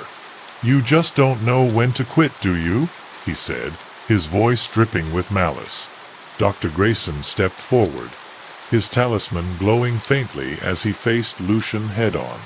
"This ends now," he said, his voice trembling but firm. Lucian's laughter filled the air, the sound grating and unnatural. "You're right," he said. "It does end now." Before anyone could react, Lucian lunged forward, his movements unnaturally fast. Dr. Grayson met him head-on, his talisman flaring with light as he fought to keep Lucian at bay. The group hesitated, their fear overshadowed by a growing sense of guilt. "We can't leave him," Claire said, her voice trembling. "We can't just run." Ethan grabbed her arm, his voice urgent. "We don't have a choice," he said. "We need to find the heart now." As they turned to run, a scream echoed behind them, the sound sending shivers down their spines. They didn't look back, they couldn't. The carnival seemed to shift around them, the pathways twisting and turning in on themselves as they ran blindly into the night. The sound of footsteps echoed behind them, the sense of being followed overwhelming as they made their way deeper into the carnival. The heart was close, they could feel it, but the carnival wasn't going to let them reach it without a fight. The air grew heavier, the shadows twisting and writhing as though the carnival itself were alive. Finally, they reached the center of the labyrinth, a massive, pulsating mass of darkness that seemed to radiate an unnatural energy. "The heart," Claire whispered, her voice trembling. The group exchanged uneasy glances, their fear overshadowed by a growing sense of determination. They knew what they had to do. The heart of the carnival loomed before them, a grotesque, pulsating mass of darkness that seemed to radiate an unnatural energy. Its surface writhed and twisted as though alive, tendrils of shadow stretching out into the air like skeletal fingers. The air around it was heavy, the pressure almost suffocating as they approached. Ethan's hand tightened around the flashlight, his heart pounding as he tried to steady his nerves. "How do we destroy it?" he asked, his voice trembling. Dr. Grayson stepped forward, his talisman glowing faintly as he studied the heart. "We have to burn it," he said, his voice low and urgent. "But it won't be easy, the carnival will fight back." As if on cue, the shadows around them began to shift, the air growing colder as the carnival stirred to life. The sound of a calliope filled the air, its melody twisted and dissonant, as though mocking their efforts. The group exchanged uneasy glances, their fear overshadowed by a growing sense of determination. "We need to do this now," Claire said, her voice trembling but resolute. Dr. Grayson nodded, his expression grim. "Stay close," he said. "The carnival will try to separate us." He pulled out a small vial from his pocket, its contents glowing faintly in the dark. "This will set the heart ablaze," he explained. "But once we use it, we'll have to run." The sound of footsteps echoed behind them, the sense of being watched overwhelming as they prepared to act.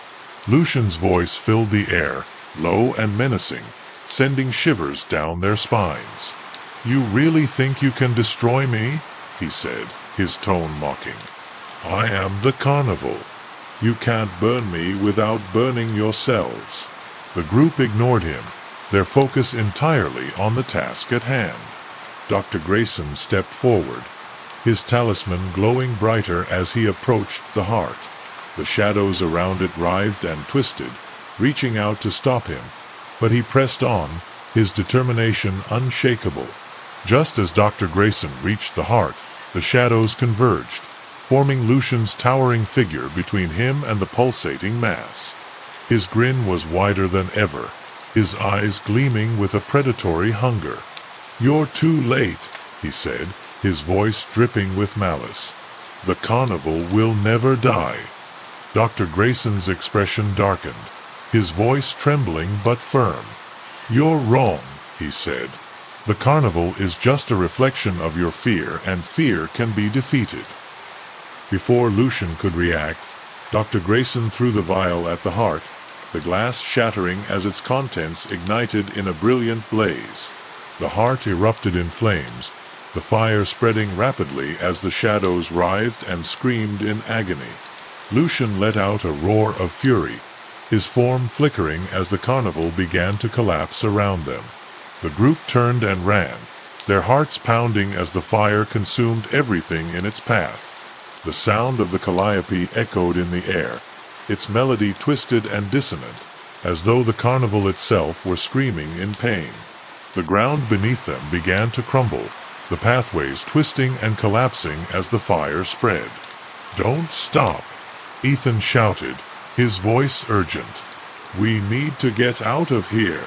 The fire grew hotter, the air filled with smoke and ash as they ran blindly through the collapsing carnival. The exit was nowhere to be found, the landmarks they'd used to navigate now gone or destroyed. The sense of being watched deepened, the carnival's presence overwhelming as it fought to survive. Suddenly, a pathway opened before them, the exit visible in the distance. But as they approached, Lucian stepped into their path, his form flickering and unstable. "You think you can escape?" he said, his voice low and menacing. "The carnival will always find you." Dr. Grayson stepped forward, his talisman glowing brightly as he faced Lucian head-on. "Go," he shouted, his voice trembling but firm. "I'll hold him off." The group hesitated, their fear overshadowed by a growing sense of guilt.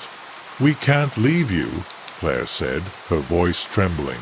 Dr. Grayson's expression softened, his voice gentle but firm. "You have to," he said. "This is the only way." Before anyone could argue, Lucian lunged forward, his movements unnaturally fast. Dr. Grayson met him head-on, his talisman flaring with light as he fought to keep Lucian at bay.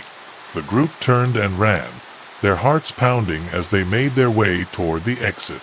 The fire grew hotter, the air filled with smoke and ash as they stumbled blindly through the collapsing carnival. The sound of Lucian's laughter echoed behind them, the sound grating and unnatural, but they didn't look back, they couldn't.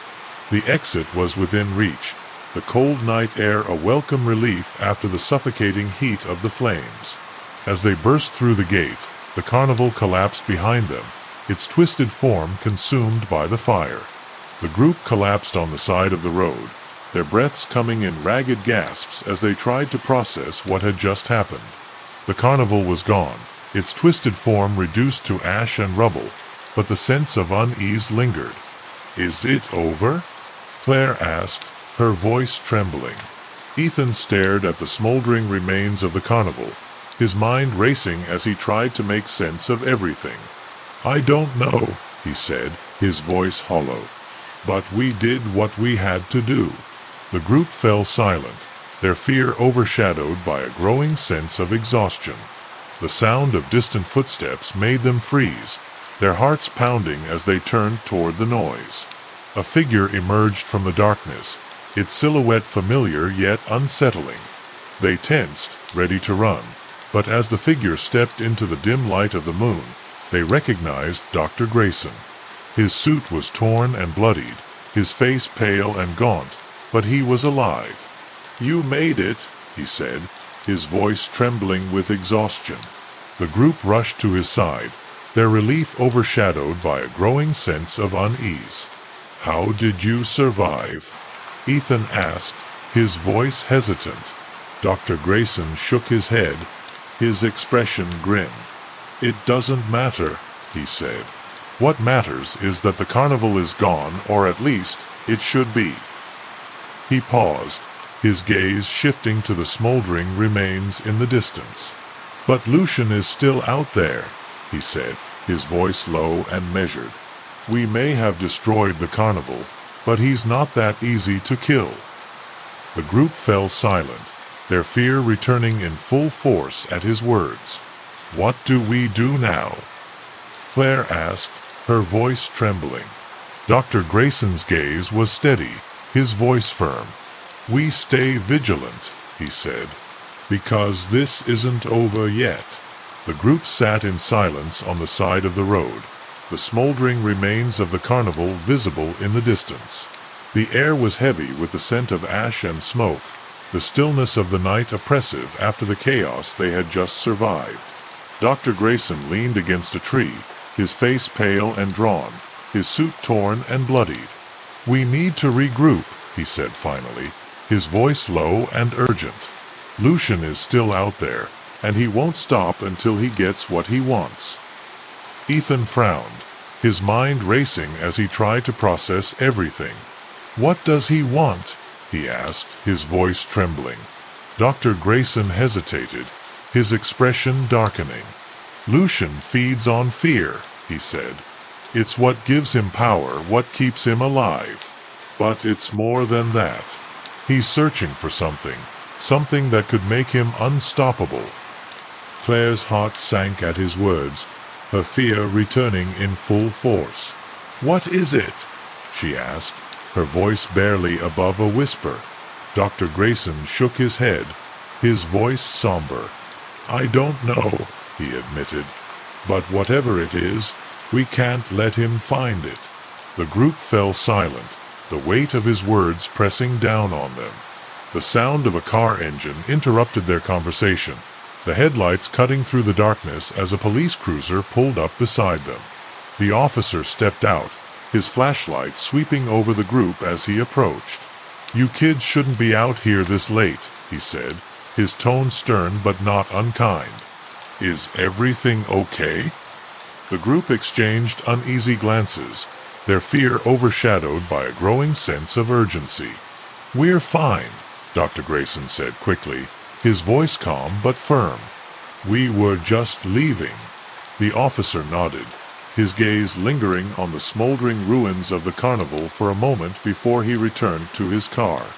As the cruiser drove away, Dr. Grayson turned to the group, his expression grim. "We need to move," he said. "Lucian will be searching for us, and we can't stay in one place for too long." The group reluctantly agreed, their fear overshadowed by a growing sense of determination. They made their way back to town, the streets eerily quiet as they walked in silence. The sense of being watched deepened, the shadows twisting and writhing as they moved. "Where are we going?" Ethan asked, his voice trembling. Dr. Grayson's gaze was steady, his voice firm. "Somewhere safe," he said. "Or at least, as safe as we can be." They arrived at an old run-down motel on the edge of town, its neon sign flickering faintly in the dark. Dr. Grayson secured a room, the group stepping inside and closing the door behind them. The room was small and dimly lit, the air heavy with the scent of mildew and stale smoke, but for the moment it felt like a refuge. "We need to figure out our next move," Dr. Grayson said, his voice low and urgent. "Lucian won't stop until he finds us, and we can't keep running forever." The group fell silent, their fear overshadowed by a growing sense of exhaustion. Dr. Grayson pulled out his journal, its pages filled with notes and sketches that seemed to come alive in the dim light. "There's a way to stop Lucian for good," he said, his voice grave. "But it's dangerous, and it'll require all of us. We need to find the source of his power, the thing he's been searching for." Ethan frowned, his mind racing as he tried to process the information. "How do we find it?" he asked, his voice trembling. Dr. Grayson's gaze was steady, his voice somber. "We'll need to retrace his steps," he said. "Find out where he came from and what he's after." The group spent the next few hours poring over Dr. Grayson's journal, their fear overshadowed by a growing sense of determination. The entries were filled with theories and observations about the carnival, its origins shrouded in mystery. "According to this, the carnival has been around for centuries," Dr. Grayson said, his voice low and measured. "It's been reported in different locations, always appearing suddenly and disappearing just as quickly." Claire's heart sank at his words, her fear returning in full force. "So it's not just Lucian?" she asked, her voice trembling. Dr. Grayson shook his head, his expression grim. "Lucian is just the ringmaster," he said. "The carnival is something else entirely." As the night wore on, the group grew increasingly restless, the sense of unease deepening with each passing moment. The sound of footsteps outside their door made them freeze, their hearts pounding as they turned toward the noise. "Stay quiet," Dr. Grayson whispered, his voice barely audible. The doorknob rattled, the sound sending shivers down their spines. The group held their breath, the silence oppressive as they waited for what felt like an eternity. Finally, the footsteps retreated, the sense of being watched lingering long after the sound had faded. Dr. Grayson let out a shaky breath, his face pale but determined. "We need to leave," he said, his voice urgent. "Lucian knows we're here." The group reluctantly agreed, their fear overshadowed by a growing sense of exhaustion. They made their way out of the motel, the streets eerily quiet as they moved cautiously through the night. The sense of being watched deepened, the shadows twisting and writhing as they walked. "Where are we going?" Claire asked, her voice trembling. Dr. Grayson's gaze was steady, his voice firm. "Somewhere safer," he said. "But we need to move quickly." The sound of a car engine interrupted their conversation, the headlights cutting through the darkness as a van pulled up beside them. The side door slid open, revealing two men dressed in black, their faces obscured by masks.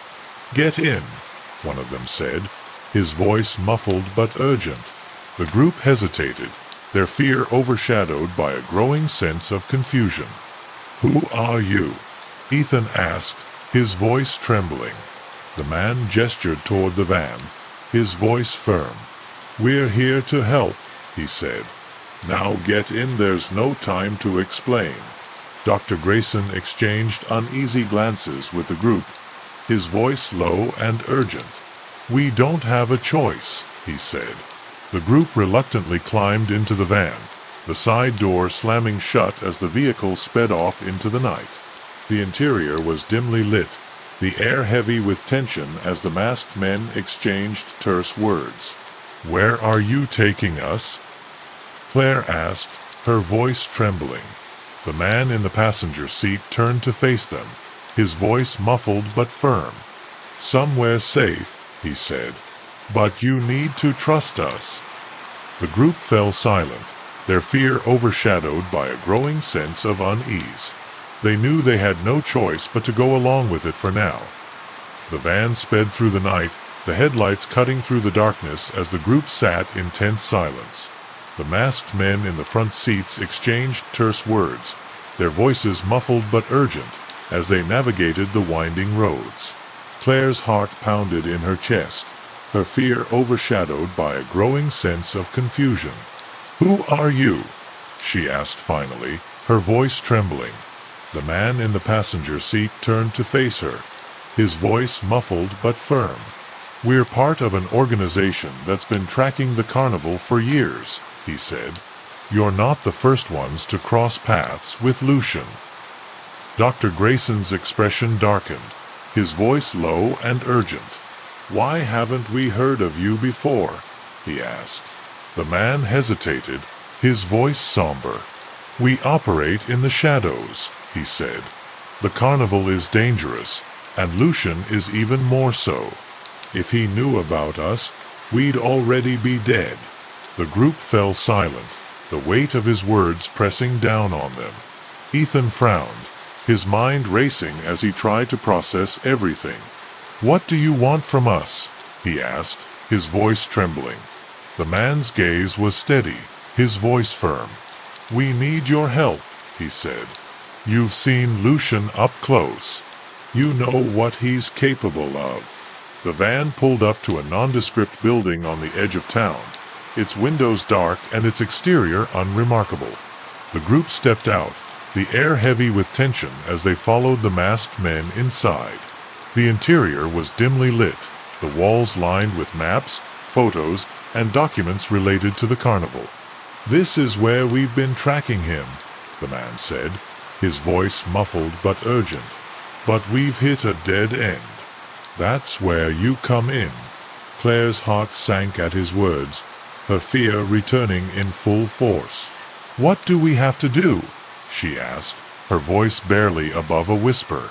The man gestured toward a table in the center of the room, its surface covered with files and photographs. We need you to help us figure out where Lucian is going next, he said. He's searching for something powerful. If he finds it, there's no telling what he'll be capable of. Dr. Grayson stepped forward, his expression grim. Do you have any idea what it is? He asked. The man hesitated, his voice somber. We don't know for sure, he admitted. But we think it's tied to the carnival's origins, a source of power that's been hidden for centuries. The group spent the next few hours poring over the files, their fear overshadowed by a growing sense of determination. The documents were filled with reports of the carnival's appearances over the years, its origins shrouded in mystery. According to this, the carnival has been linked to bizarre occurrences in small towns across the country, Dr. Grayson said, his voice low and measured. But there's no clear pattern, no way to predict where it'll show up next. Ethan frowned, his mind racing as he tried to process the information. So how do we find it? He asked, his voice trembling. The man in the mask stepped forward, his voice muffled but firm. We think the key lies in the people who've survived encounters with the carnival, he said. Lucian leaves a mark on them, a connection that can be traced. Claire's heart sank at his words, her fear returning in full force. What kind of mark? She asked, her voice trembling. The man hesitated, his voice somber. It's different for everyone, he admitted. But it's there, an invisible link that ties you to him. We can use it to track him down. The group fell silent, the weight of his words pressing down on them. And once we find him? Ethan asked, his voice trembling. The man's gaze was steady, his voice firm. Then we destroy him, he said. For good. The air grew heavier, the shadows twisting and writhing as though the carnival itself were alive. The sense of unease deepened, the group exchanging uneasy glances as they realized the enormity of the task ahead. We don't have a choice, Dr. Grayson said finally, his voice low and urgent. If we don't stop him, more people will die. The group prepared for their next move, their fear overshadowed by a growing sense of determination. The man in the mask handed them a set of devices, their purpose unclear but their design unervingly sleek. These will help you track Lucian, he explained. But be careful, he'll know you're coming, and he'll do everything in his power to stop you. The group nodded, their resolve unshakable as they stepped back into the night. The air was heavy with tension, the shadows twisting and writhing as they made their way to their next destination. The sound of footsteps echoed behind them, the sense of being watched deepening with each passing moment. The group moved cautiously, their hearts pounding as they followed the signal from the tracking device. The signal led them to an abandoned warehouse on the edge of town, its exterior dark and foreboding. This is it, Dr. Grayson said, his voice low and urgent. Stay close, we don't know what we're walking into. The group nodded, their fear overshadowed by a growing sense of determination. They stepped inside, the air heavy with the scent of decay and rust. The interior of the warehouse was dimly lit, the shadows twisting and writhing as though alive. The group moved cautiously, their flashlights cutting through the oppressive darkness as they followed the signal. The sound of a calliope suddenly filled the air, its melody twisted and dissonant, as though mocking their efforts. The group froze, their hearts pounding as they turned toward the noise. Lucian stood in the distance, his red coat a splash of color against the dark backdrop.